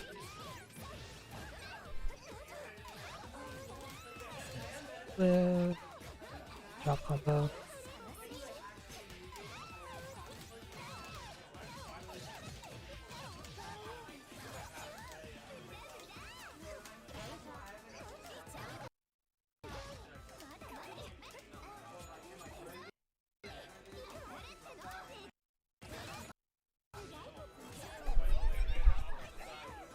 But yeah, it's partially just on Noel's side, not respecting some of Dan's options at full screen, but also just that's happened the other way around too, where Noel has fireball, you have fireball, they go through each other, sometimes trades.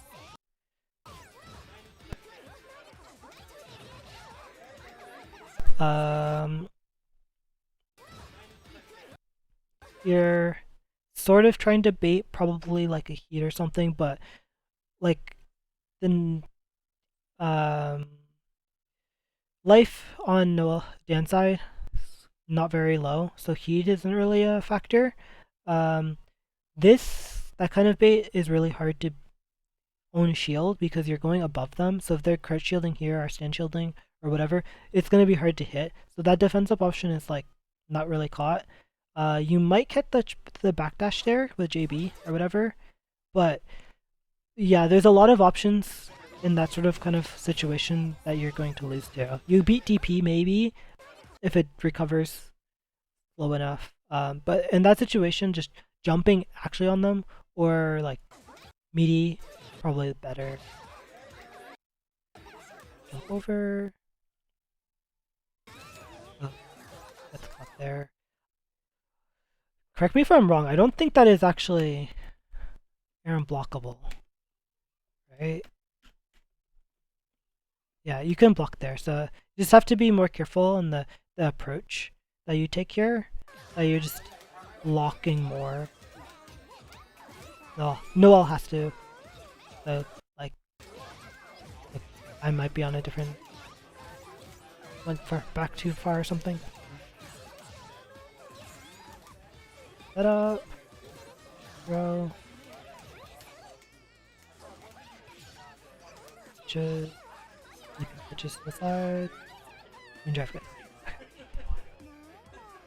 Yeah, it's a very good adaptation to, like, catch jumps too. The run under starts it off with a bit of an advantage, but wasn't really able to capitalize. In this situation, like run under here, you definitely like have clear advantage. Here for Noel, like 6BC or 236A will lock down, and you get your plus frames from that because Noel can throw her projectiles and then just get plus frames. Just didn't recognize the spacing there, so not able to get anything. And then sort of retreating. This sort of jump, really hard to do. There. I think there was even like a double jump there too. Oh gosh, I went back so far. But yeah, here like...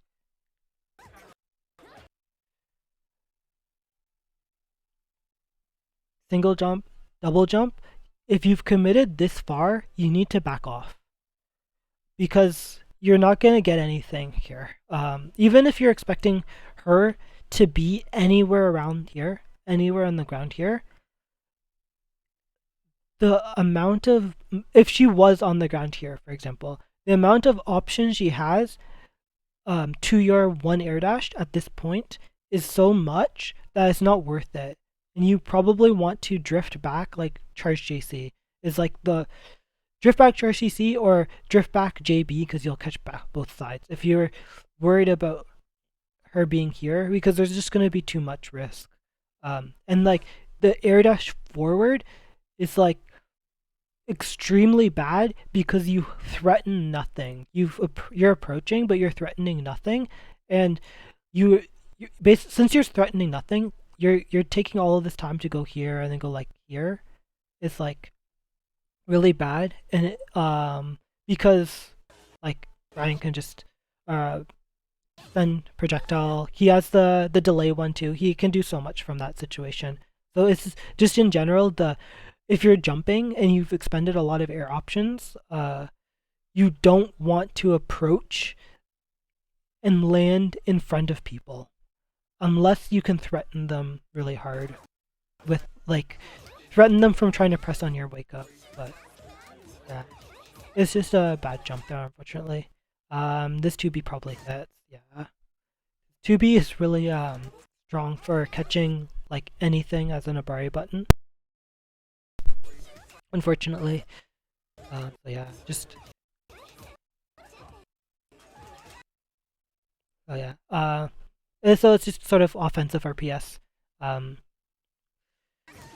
You can just catch that if you just do frame trap instead, probably.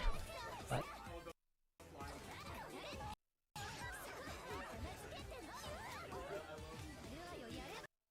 okay. This is another situation where it's like versus a player that loves Moondrive and using moon skills, you just hold back and wait. You can react to that technically, but it's kind of fast, so you're gonna can get owned, unfortunately. Or rather than like the jump back here is scary to do because of her strong anti-airs, but when someone's popped the Moondrive like that, if you have the range, you can also think about hitting them. It's hard though, because it's RPS. Like this situation happens, you have the option of pressing like 5C or whatever here, and if the moon skill comes out, you win straight up because of moon. You can watch the clash, react to it with moon drive or whatever, and then punish. But here is also like a 6BC is a real threat because of how it like low crushes. So it's kind of hard to say whether or not you want to press here, but jump back is very hard to do here because you don't get much advantage.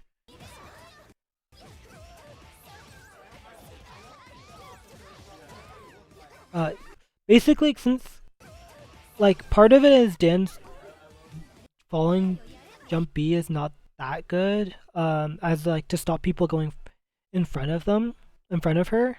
That's part of it, but also her jump is high and like you don't have enough time for the jump.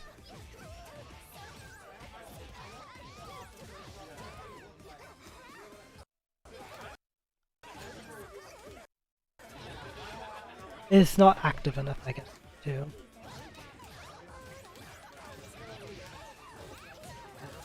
Punish. Good throw. EP comes out. He runs out. That's really strong run under.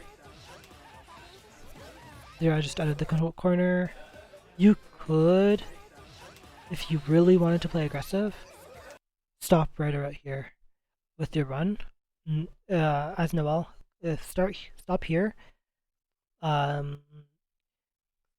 options PrismaSigma has here? Can double jump, which he does double jump, but you don't go anywhere with the double jump, so it doesn't do anything. So then there's air dash back, which can catch you. You have to be a little bit careful. So I would say run like here, maybe a little bit farther, and stop. The double jump turns her around, but you can run back under the other way too. And then the air dash is like either she air dashes away and you can just throw key or something, or just chase, or air dash back and you just need to make sure you're out of the air dash back range. And then you can get an advantage from that situation. Okay, IDJB really strong. That this situation you can win here from okay, you just avoided it entirely. But yeah. Those clashes as well. If you ever have someone clash with an air button like that, you can double jump and shield. That's an option. There's also moon drive as an option too, I believe.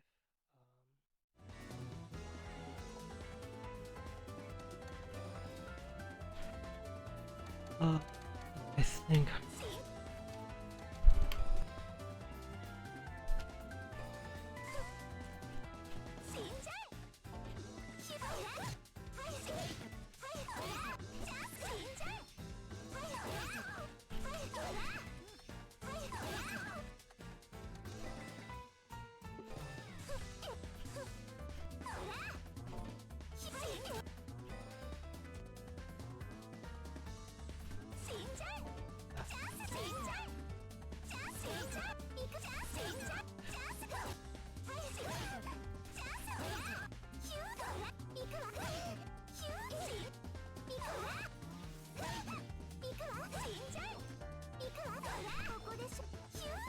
I guess hers goes really far downward, so it wouldn't, but...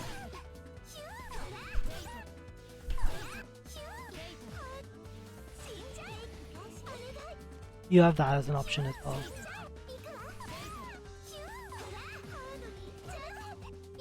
And you're safe. You won't get owned by armor.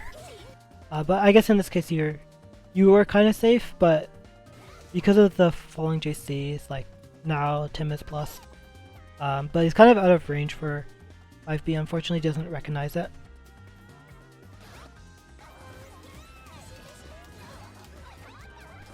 Fortunate drop.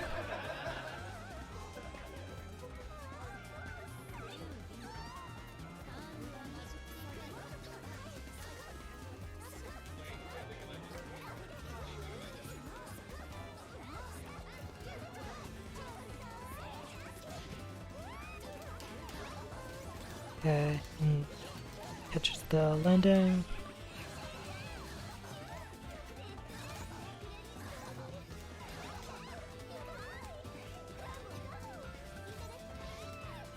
Throw.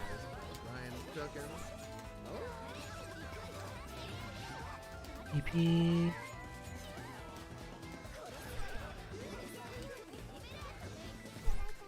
Like the heats that are like anti-airs are pretty good. Why'd you jump? Ryan, why'd you jump? That's unfortunate. Yeah. Even in a situation where you jump there, you can shield. If you do know. Alright, even if Tim doesn't Okay. win the set, he's one in my heart. Unfortunate drop. Get it? Yeah, that's like part of the thing. The moon skills. He's one in my heart. The moon skill isn't scary because of the moon drive.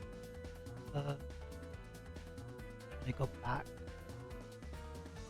But it's scary because you're here and now you have to block. That's mostly the scary part. So pressing on the moon, like the moon drive itself is not that scary. Pressing on those gets you a win regardless, when you have the resource.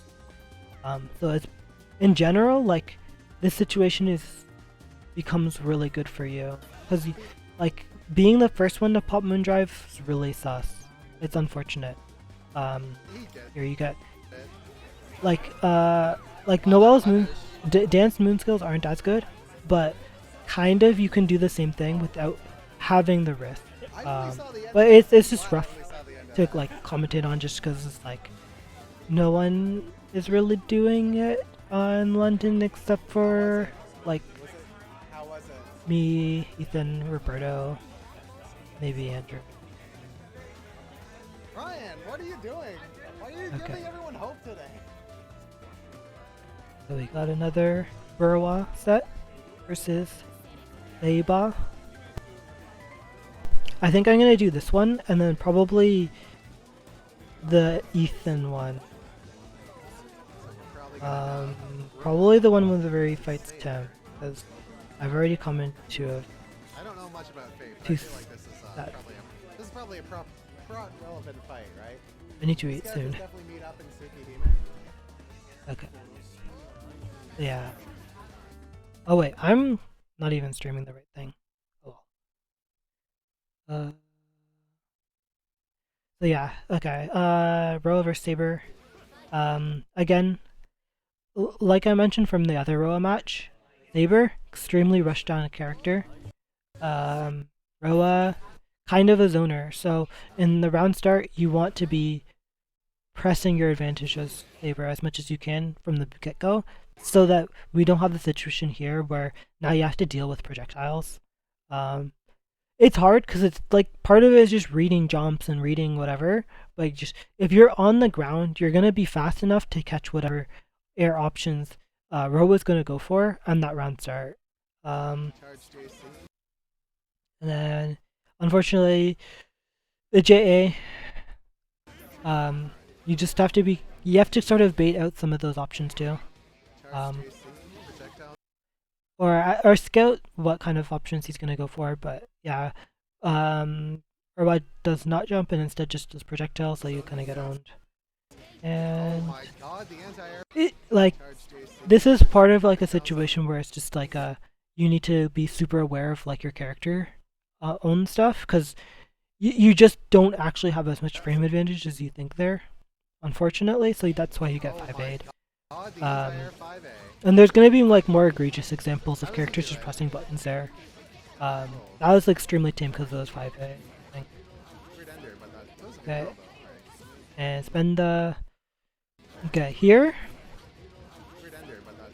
It's unfortunate you don't have the meter for your... for the extender, because that would probably be a lot better than spending the moon drive here. Because of this specific situation where Urwa also just has moon drive.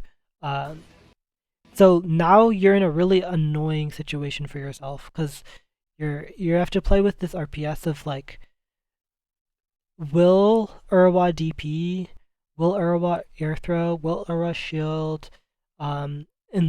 In general, it's kind of like his favor, because to beat that DP, you need to shield, and if you just shield, then Urwa doesn't have to do anything to like take advantage here. And yeah, the moon skill comes out, it's just straight up fast enough to beat your action. And then yeah, and you have to be really careful on wake up, because Roa's coming. And now this is kind of BM. You can just go for 2A, 2D, or 2A, right? He is coming out. If you do 2A OS, you actually win there. You just win the set. I was gonna say you win the game, but yeah, actually, like that's the fact that meter carries over is extremely strong. So in this situation where you have this big advantage, like this kind of advantage where it's like you're like you're not gonna kill in one combo, but you might as well try to cover the heat. Especially since the like 2BC, you don't necessarily get any advantage from it. Avalon, so you get red.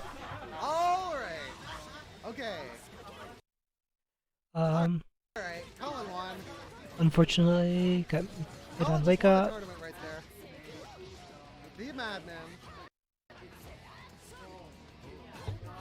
And frame trap. Powerful way to deny the Me Too burst too. I'm gonna counter super this. Okay.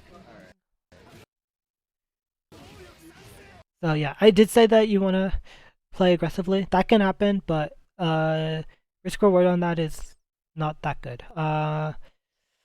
Like the round start, right? You can go this close to them. It just becomes RPS if you do, and sometimes you don't want to play that RPS. It's just hard situation, anyways. For the record, I'm gonna counter super this. yeah, like you could block, I guess, but it's fine. You kind of get the hit anyways afterwards. Just that's another situation where you just need to be mindful of the spacing.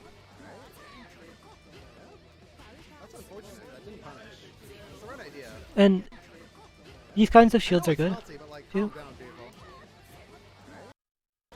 So yeah, that kind of shield is pretty good.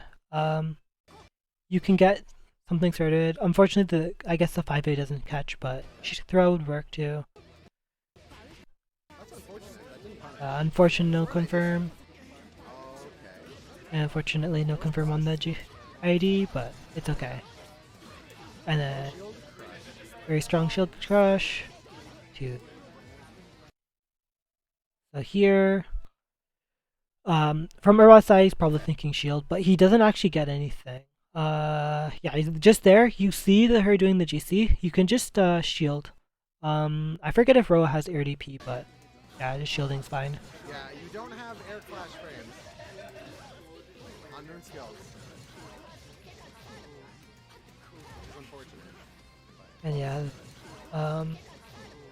again, there is Roa with enough life to come back to 50% and enough heat to do it with tons, like enough meter.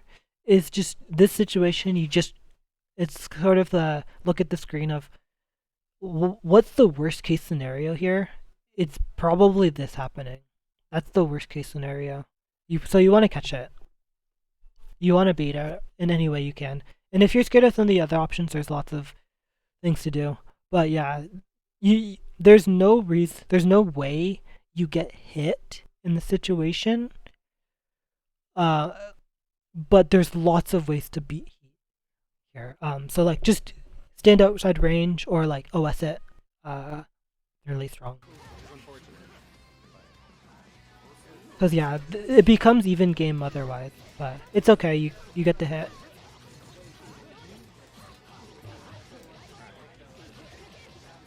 And the other like really scary thing about that heat is just if you get hit there Pretty rough. You couldn't BC out or anything. after the heat, you take 5k from a Roa that has all of the combos.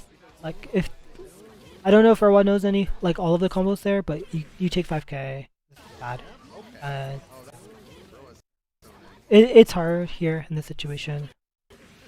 There isn't a one answer option, Oh, that's not gonna work. so you do get hit there, but it's okay. Like jumping, super jump, like can get you through there if you time it correctly for that situation, but it's hard. But unfortunately, that doesn't actually combo on our side. You just have to be careful with the crouch shields. What do you think this is? Old time? And then What do you think this is? Old time? you want hard knockdown, probably. Okay, this situation. Or no bueno. What do you think this is? Old time? Yeah, it's hard. It's a bit hard to catch the heat there too. Okay. But getting heated there isn't that big of a deal because there's not a lot of life on the table to recover, Supermanbuns and it's not like he had much meter anyway. true punish. Going down to 0 meter is pretty. Since Moondrive just goes low, yeah. You sadly can't Moondrive back there if he makes a gapless. And like, I think that just spending the meter instead of Moondrive is probably better, but Okay, one round away for Colin for taking this one. Okay. Charge 5C.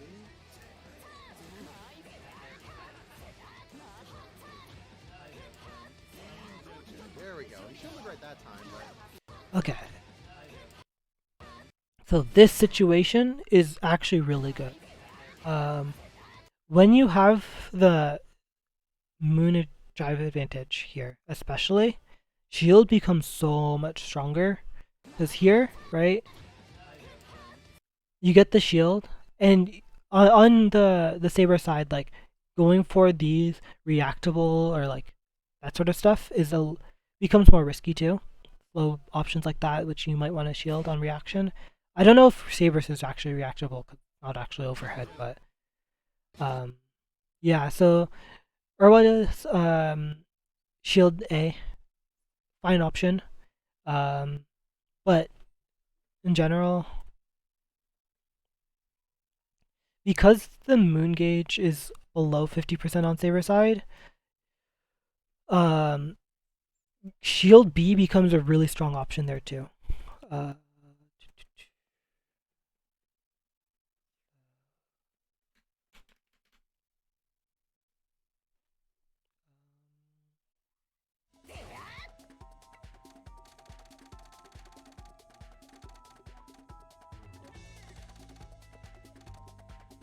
Oh, I probably should have did it the other way around, but whatever.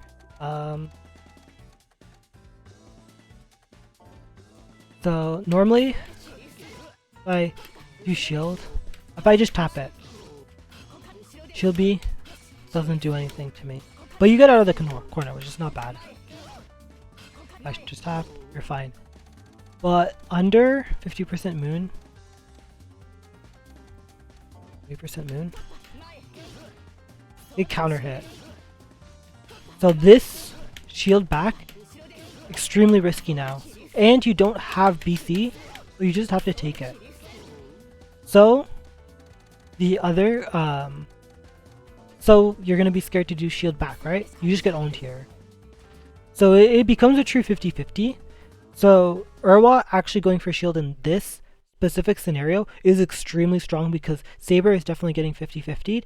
And here, where Saber has shielded Roa's JA, right?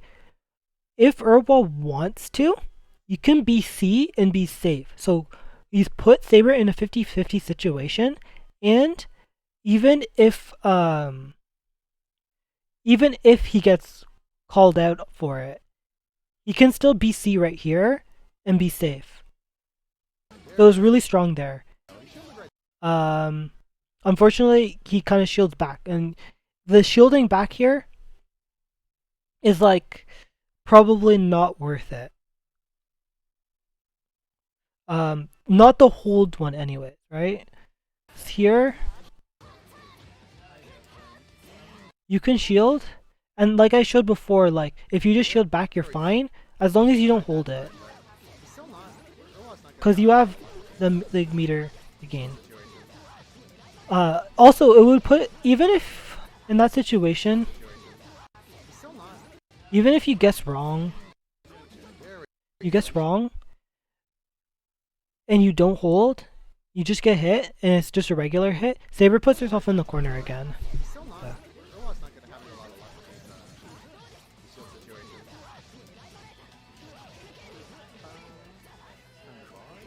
Okay, meaty, shield out.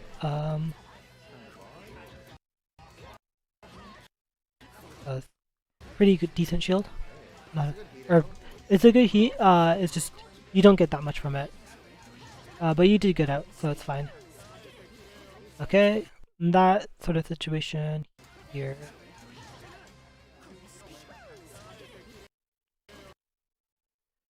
Like there, it's really hard to use that move in that kind of situation in neutral, just because it will always get reaction shielded. You can punish him here. The shield B is the kind of a unfortunate option probably. Just to show it off.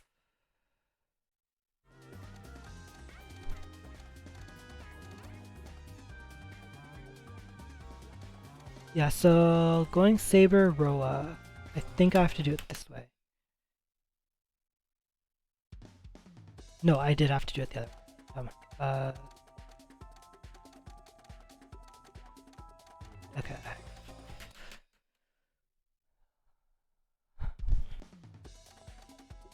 Yeah, so there's a bit to talk about. Yeah, there we go.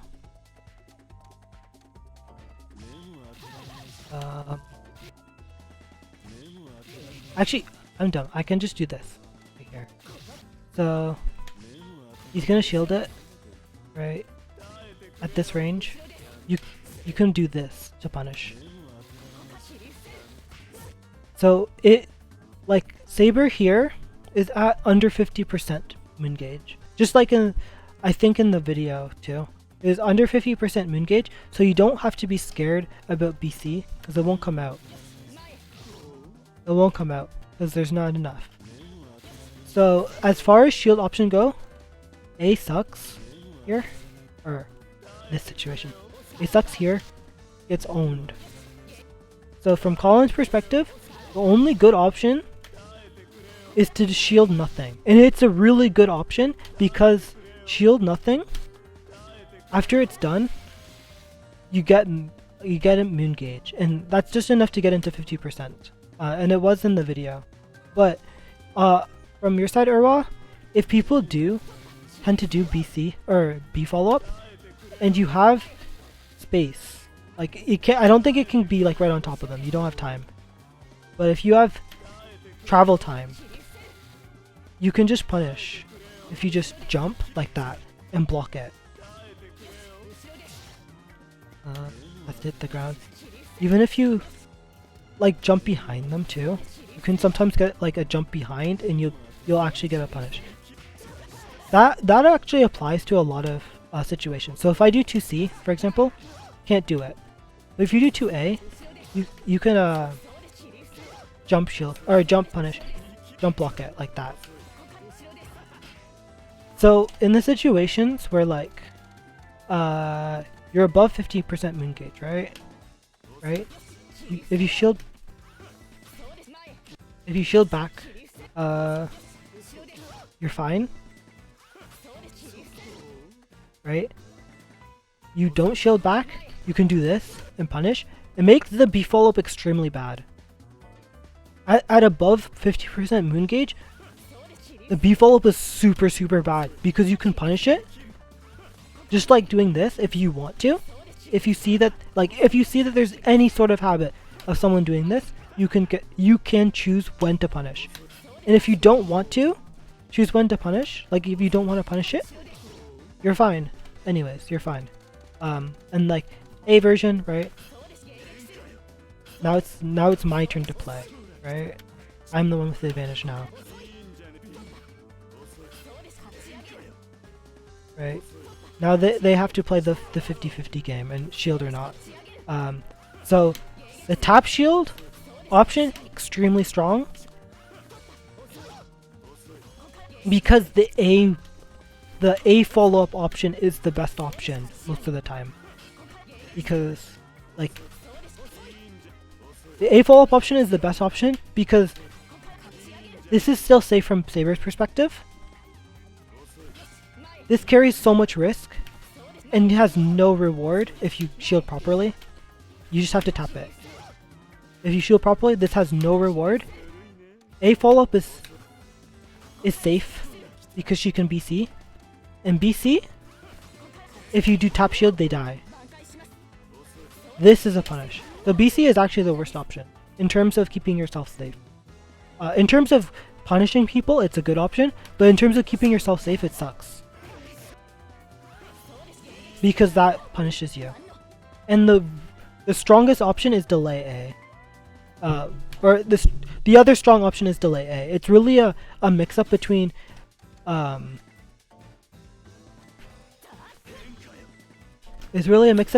like instant A,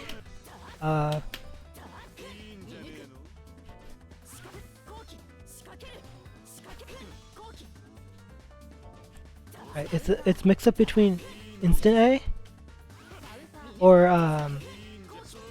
delay A. That's where the real mix-up comes from, because the other ones can just be covered by instant shield. You almost like never want to do B follow-up unless they're under 50%, because when they're under 50% they die.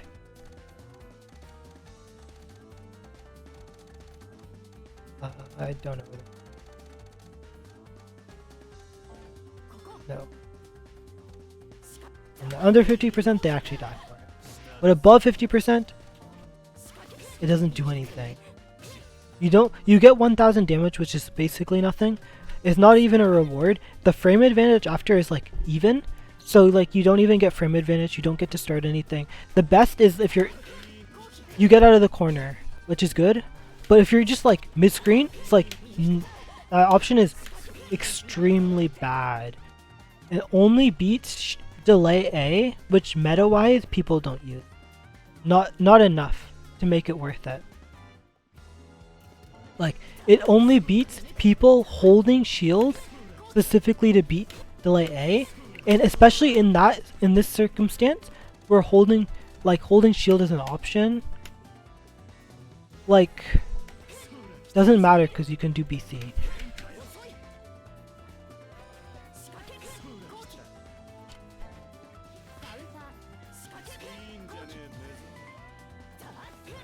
And even like hold shield still gets owned by this anyways, by nothing input.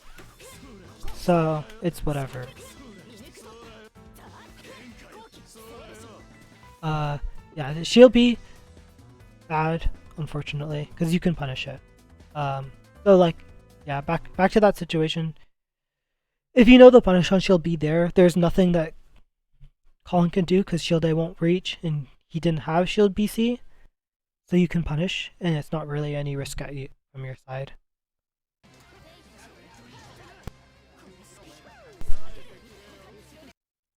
So, and you had enough time because you're able to backdash, but it's fine. Just go for it. So you catch with that. Here again, it's air dash in. Probably don't have enough time to run under. So it's really hard. Popping the BC is really good here, because now, if you're not too sure the situation, and they don't have Moondrive, the situation is so good for you. You have so many options now, and you see them in the JC animation, so you actually get the punish here if you input properly, or that happens. But otherwise, it's just a good situation for you. Now from Colin's perspective, okay, like 2BC is great that it's jump cancelable, but jump canceling it, like you definitely always want to be jump canceling it, of course. But the fact that you have to jump cancel, it leads into this situation right here, where Saber is there.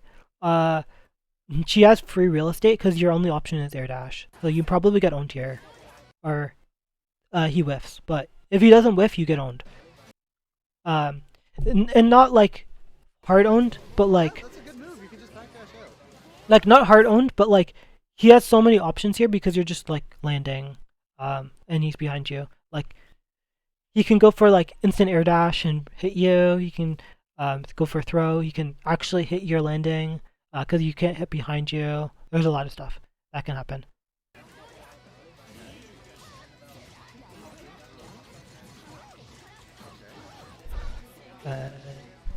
It. Okay, I think in that situation, Colin went for like 5A.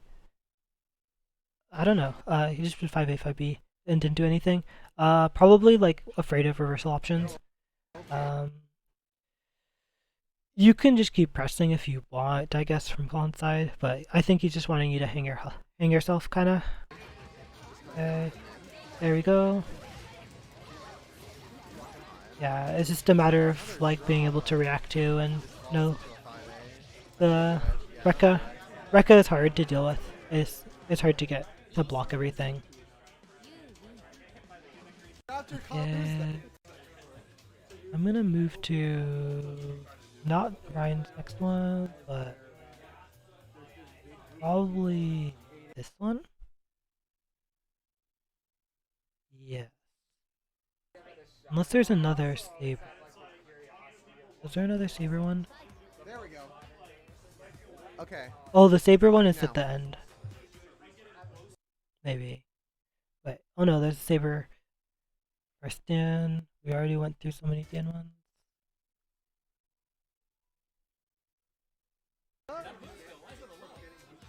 Because Okay, I'm gonna go through the grand finals one. I am hungry. I'm only do one more for now.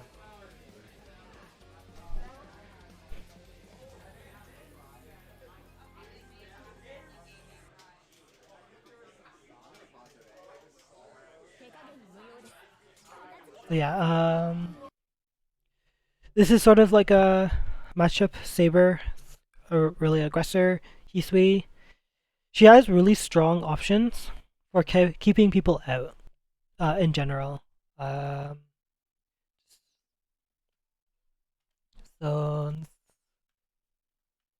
matchup.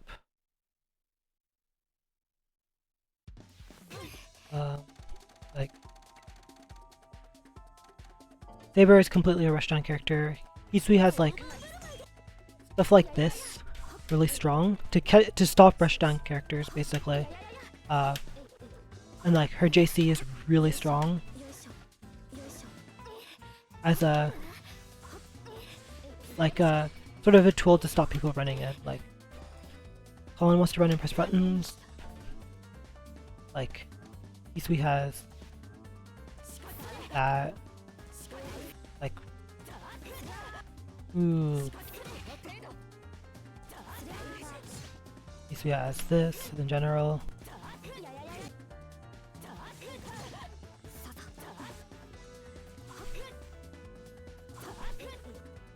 And then air dash back JC, really good too. So she's kind of defensive.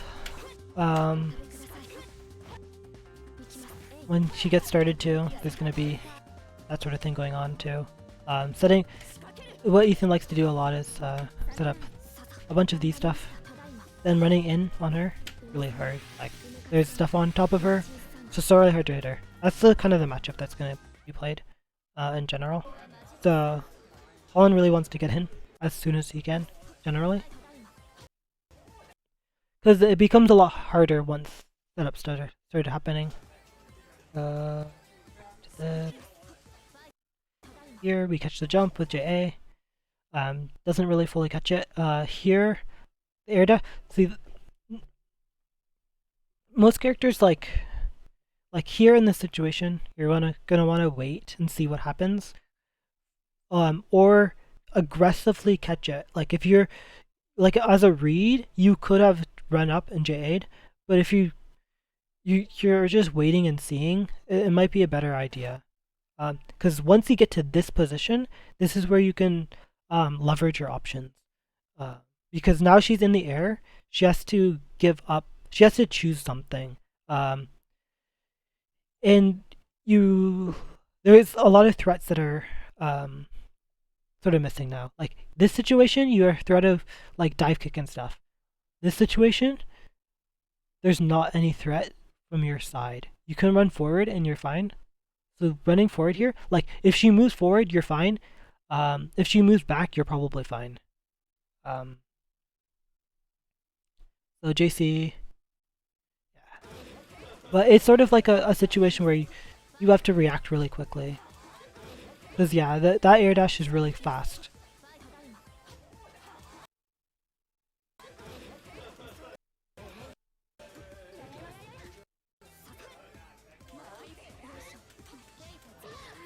But yeah, sort of the same thing I mentioned before is like the preemptive JA is really strong. It can catch a lot. Saber's JA is extremely strong in this game. Hazayo. Yeah, the Rekka's, it's overhead. But no confirm. And entire heat is really good.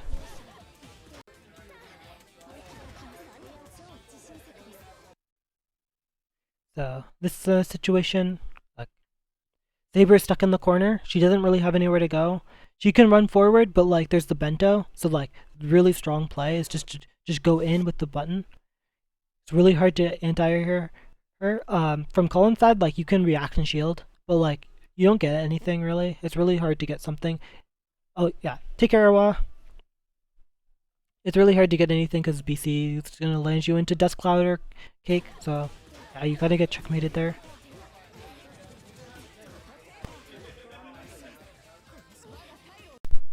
And he gets the Moon Drive, but nothing from it. And here you get owned.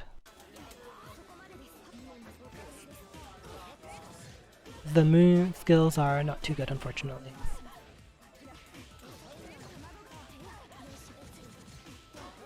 And then the mix-up kind of gets you there.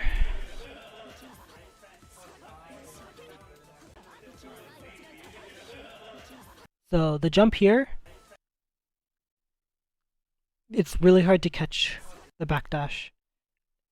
Double jump there is safe because of the air backdash jump C, but if you're any closer on Saber, you run under her like 100% of the time. So like here, you run forward as fast as you can. Yeah, and that's exactly what Colin does. Doesn't actually get the hit, but that's exactly what you want to do there. And again, same sort of situation. It's very strong there. And Ethan is kind of scared of it. But Ethan knows, like, it's not enough just to get the run under. You have to, like, sort of realize that people still have their options, and you have to wait for those options to come out. A lot of times you'll get the run under, they'll do double jump, they'll do air dash. You have to once you play players that are stronger, you have to wait and see what option they pick, because they're probably going to pick something, and then you fully chase them. And even there, like, even if you press the button, like, as you can kind of see, even if you press the button, you still have so much time to run. So it's really strong. Okay.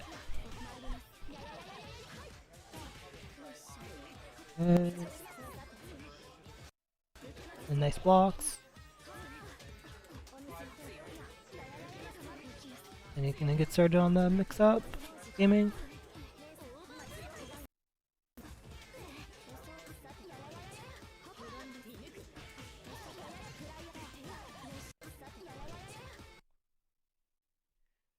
So yeah, Ethan here goes for the minus move, and it's like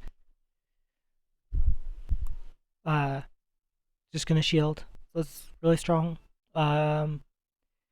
on your side you recognize it's minus, so that's the situation, and it's really strong because now minigame happens, really rough situation, and you just get punished for it. There is like, you 100% crouch shield that every time.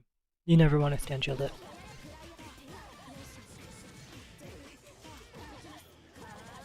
It is just straight up a 50-50 though.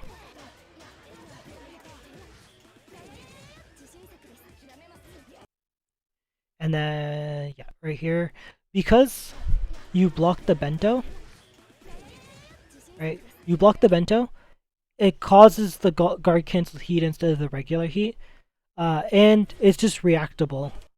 So you can use guard cancel heat. It's not bad, but it's bad in any context where reaction can happen. So if you guard cancel anything like 2As, it's really bad. Or if you guard cancel something that can get Moondrive cancel, it's really bad. Or guard cancel like basically the guard cancel heat you only want to use if there's like a specific thing that you want to get out of, or like pressing it versus like C, like 5C2C, that kind of thing.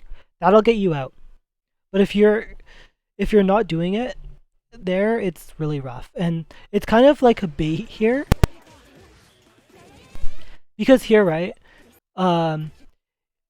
like ignoring the bento, you look like you're in a perfect position to do anti-air heat, and anti-air heat is really good, but you get baited because the thing goes off, and then you die. Yeah, and next match. 2A. This is just okay. Right here. So in this situation, like using Moondrive here, like Ethan is just like, oh, I've used 623B to cover air, but Colin is running really fast at me. Moondrive is really good. Good play. Like, you don't want to have to spend the Moondrive, but you always spend the Moondrive to stop yourself from getting owned. This is really good play by Ethan here. And he goes for the shield. Because, of course, he can see exactly that the button is going to come out. So might as well. And he goes for JA, or A follow-up, which is probably the best follow-up generally. Go for mix. And that's where the cost or the tax of using your Moondrive is. Now, you use Moondrive, you get a punish generally, but you didn't take it. But yeah, here, right?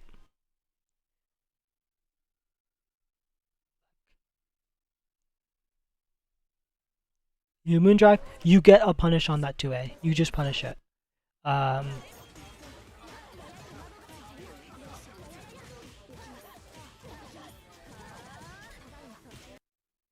Okay, switch over.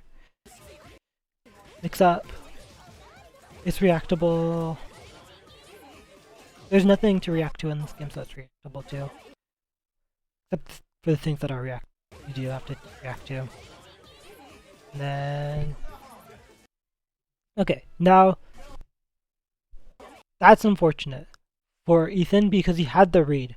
But the 6PC there is extremely good because he has very few options to beat it. You can still do like jump cancel into shield probably, but it's good because like you don't know if it's shield or not. Because the super flash is not the same, but it's similar. Oh, hello Tenchi.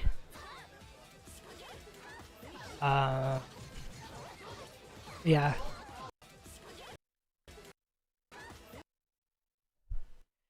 So, yeah, Rekka comes in really quickly, really strong. Yes, I am Akiha. Akiha Mario, generally. I don't know if I've ever played you or not. Probably not, because I don't remember ever playing you, but I was just going through some of the VODs. I didn't actually go through any of my VODs, though. I'm probably gonna eat after this set. But... oh, yeah, thank you. I actually didn't play Akiha at Climax, though. unfortunately.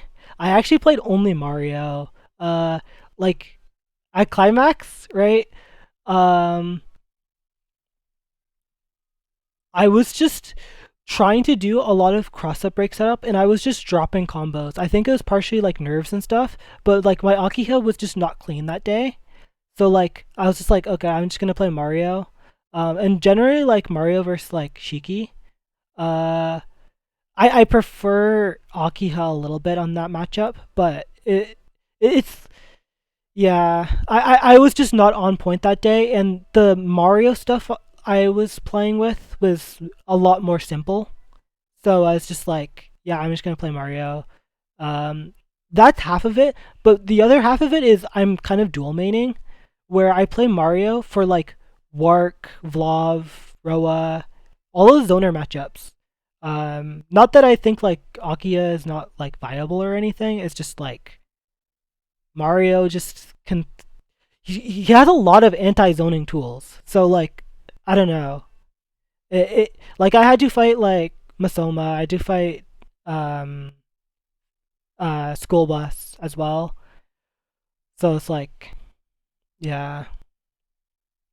It's not that I never like picked up Mario because I was like worried about any matchup with Akia. It's just like Mario came out, I'm like, damn, this is like actually my character. So I picked up Mario, but I still play Akia anyways. This is last week actually. Yeah. But yeah, unfortunately, I didn't play any Akiha in tournament at Climax. Funny enough though, is like I have significantly more Akiha games, so I'm just gonna run the not even my main OS when I lose, just as a joke. Even though I do like I am a dual main, but I have like 3 times the games on Akiha, so I'm allowed to say it, right?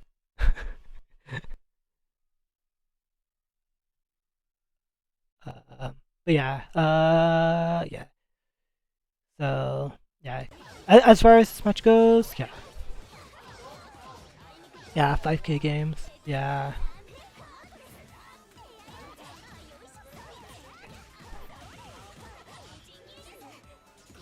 Ugh. What happened there? I was not paying attention.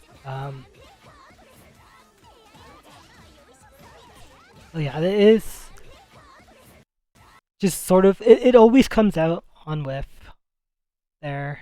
So you do have to kind of respect it, I guess. If it's coming out, but it's just hard to react in that situation. But it's sort of like you're like you've already sort of committed to pressing nothing almost that going for the 5C there is a little hard to do, I think.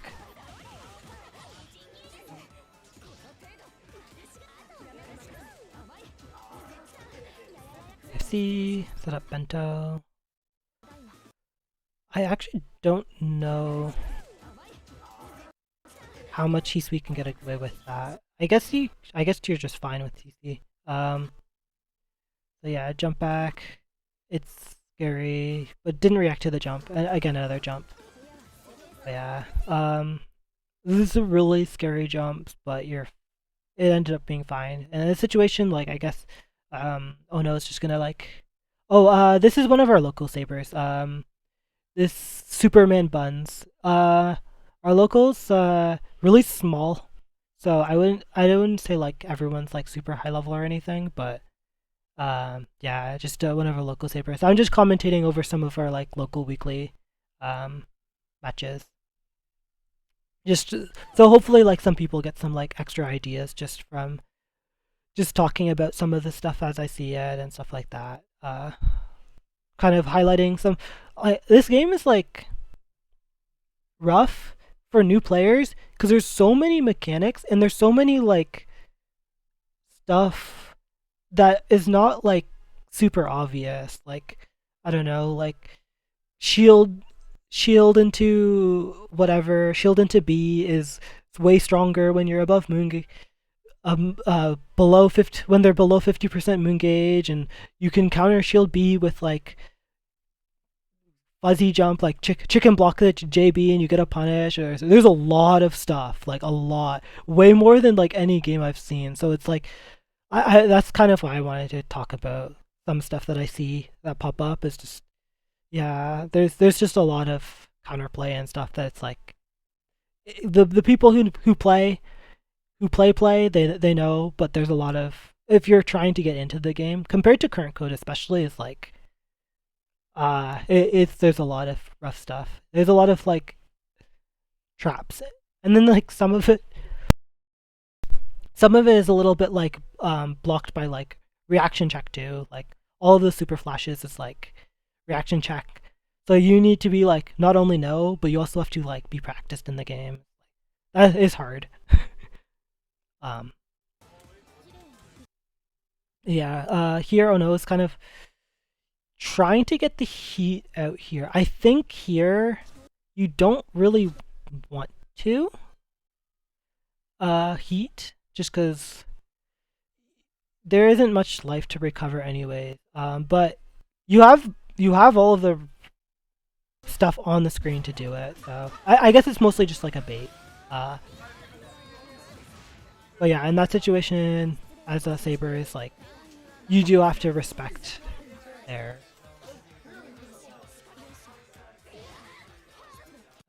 Yeah, it's unfortunately it's going behind, and then the falling JC. Just have to be ready for it, because it is gonna happen 9 times out of 10 there. There isn't anything else Saber can really do that's threatening in that position. Like the other options in this situation, it's like this situation is like air dashes, right? Or just falling just JC. But like, why would you do that when you can do charge JC in this situation specifically? And like air dash, like that's putting you at way more risk. Like you're not accomplishing anything there, so you 100% match the JC there every time. You have to respect it.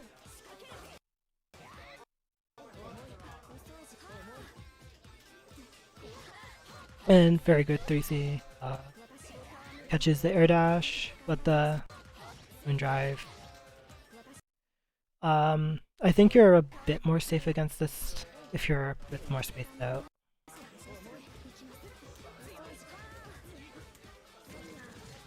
And yeah, the pressure, because here the way that she moves her, she fades back when she does the 6VC, so it makes the two-way really scary. And the Saber player or the Heat player hasn't really done this so much. So it's definitely a sort of situation where you, like, when you see Heat do this, you need to be thinking about it. You need to be thinking about it. Especially you see this red thing right here. The moon drive is active. They love to go for it. Although it's not particularly extremely better in this mode, but it definitely is like a tell for it. But yeah, it's really scary because it catches jump, it catches 2A. It's gonna catch a lot, so you have to respect there. But it is sort of a matter of pressure offense, RPS there too, as well. Because it's not something that's reactable in the first place. But there. It's just unfortunate because you're landing and you go for the 5D, expecting to block a JA or a follow-up is kind of rough. So unfortunately, you do have to deal with the extra landing lag, which makes shield back and stuff more risky.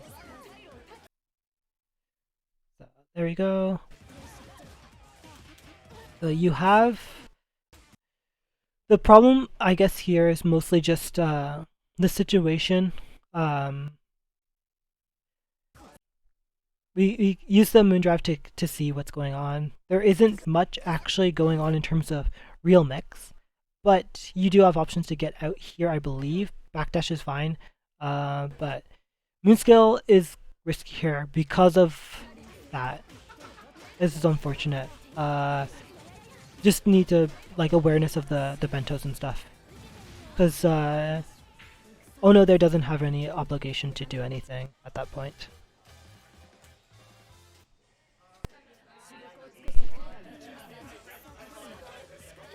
Okay, and there we go. Right here. It's only because you stopped that you get hit there. Definitely needed to keep running, but if you're stopping, you have to block. I don't know if you had enough time to get the block to come out actually though. Probably.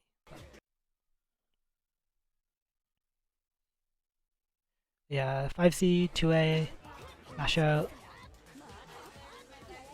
and then in this sort of situation, you can play aggressive or wait and see. If you wait and see, there's more you can do here. When you see that air backdash, if you recognize the air backdash, you have a lot that you can do in that situation. And air jump back is definitely not the one. But it is hard because I think what happened here, he didn't recognize that air backdash here, and was thinking maybe jump forward or something. I guess jump forward is bad, but or it's not too good there, but either way, in that sort of situation where someone's retreating like that, just part of it is just recognizing how much time you have to run under, because run under there is really strong. It's a bit scary because his PJC is so big, especially charged, but is definitely really strong.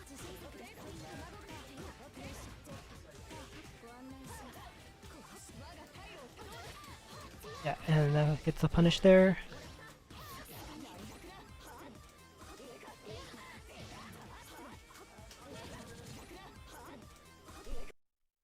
So that also anti-airs, and what's good about this situation in particular, you already used the double jump, so there's a lot of ways you can anti-air. Apparently this works, so might as well go for it. It's definitely a good option, but because the air attack and the air double jump has been already spent, there's so few options Sweet has there. And again, the jump back where you can run under, but here is the spacing is a bit harder. You would normally be able to make it, but the jump here is probably not that necessary, I think.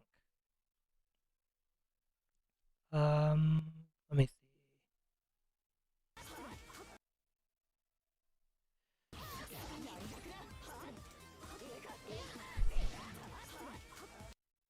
Yeah, I think you only get here, mostly because it's Hisui. So the jump, you can catch it. I think you just need to do it later. But then the ladle comes out.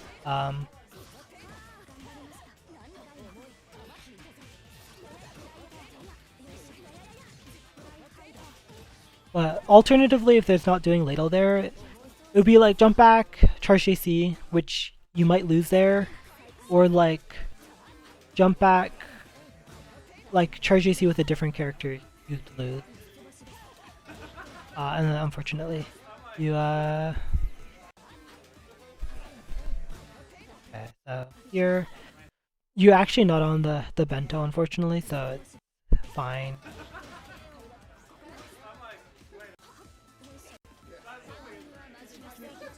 Okay. And almost caught there. Good. You can mash JA again.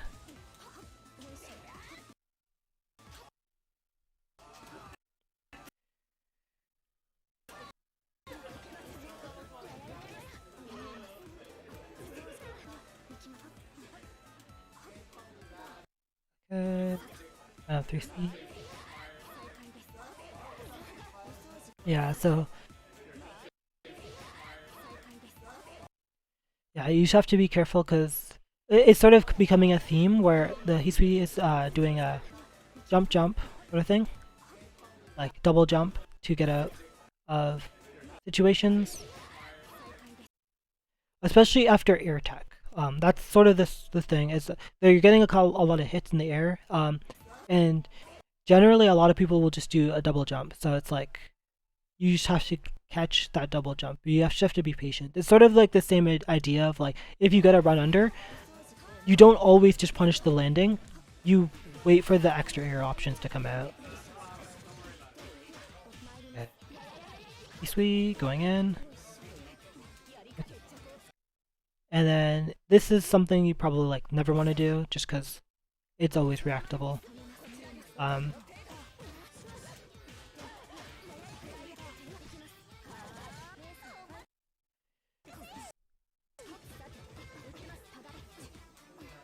I don't think the air shield catches much, but yeah, that's another situation again. Is you're coming in and He's doing the double jump to get over that jump in, and then there it gets the falling, and that sort of happened a lot in the set. Is just the theme of just jumping over, but like that, this play, it beats this, right? But it loses extremely hard to run under. It loses super hard to run under, because it's so hard to stop someone from on the ground if you're really high in the air.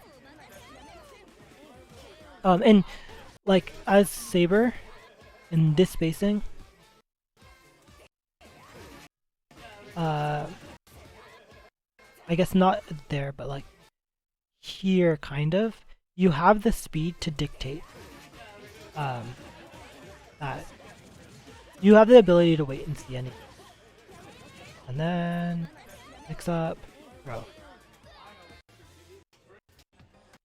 I'm gonna do that for now. I might come and do more another time, but for now that is how much I'm gonna do. I have not eaten dinner, so I'm gonna go eat. Hopefully some of that is helpful. It's a lot of abstract situations too. It's kind of hard to show off all of those situations and the variations of them, but in general, there's a lot of things that are like spacing dependent. That like like something I say applies in that specific situation, but like it's really hard to say stuff in a general way. Like for example, double jump is bad. It's hard to say in a general way because sometimes double jump is really good.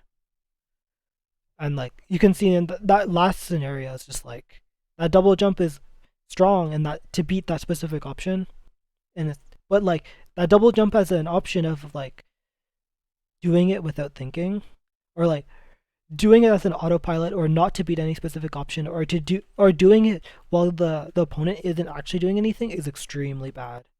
And same thing with like a lot of up back discussions. It's like up back is bad because of how you can beat up back. It's just like rushing in sometimes with movement that is faster than their backwards movement. But then there's a lot of situations where you see Noel do like jump back JC or jump back charge JC, and it's like then it becomes a lot harder to beat. And it kind of makes what I say almost untrue, but it's still true. It's just situational. So hopefully it will make sense. This should be on my YouTube channel, hopefully, if anyone wants to take a look. But yeah, there's some people that I didn't do VOD review on, namely myself. So probably some other ones. So I'll probably go over those another time, maybe Monday or something. Thanks anyone who's still in the chat for watching. I don't stream regularly, so I don't think there's any.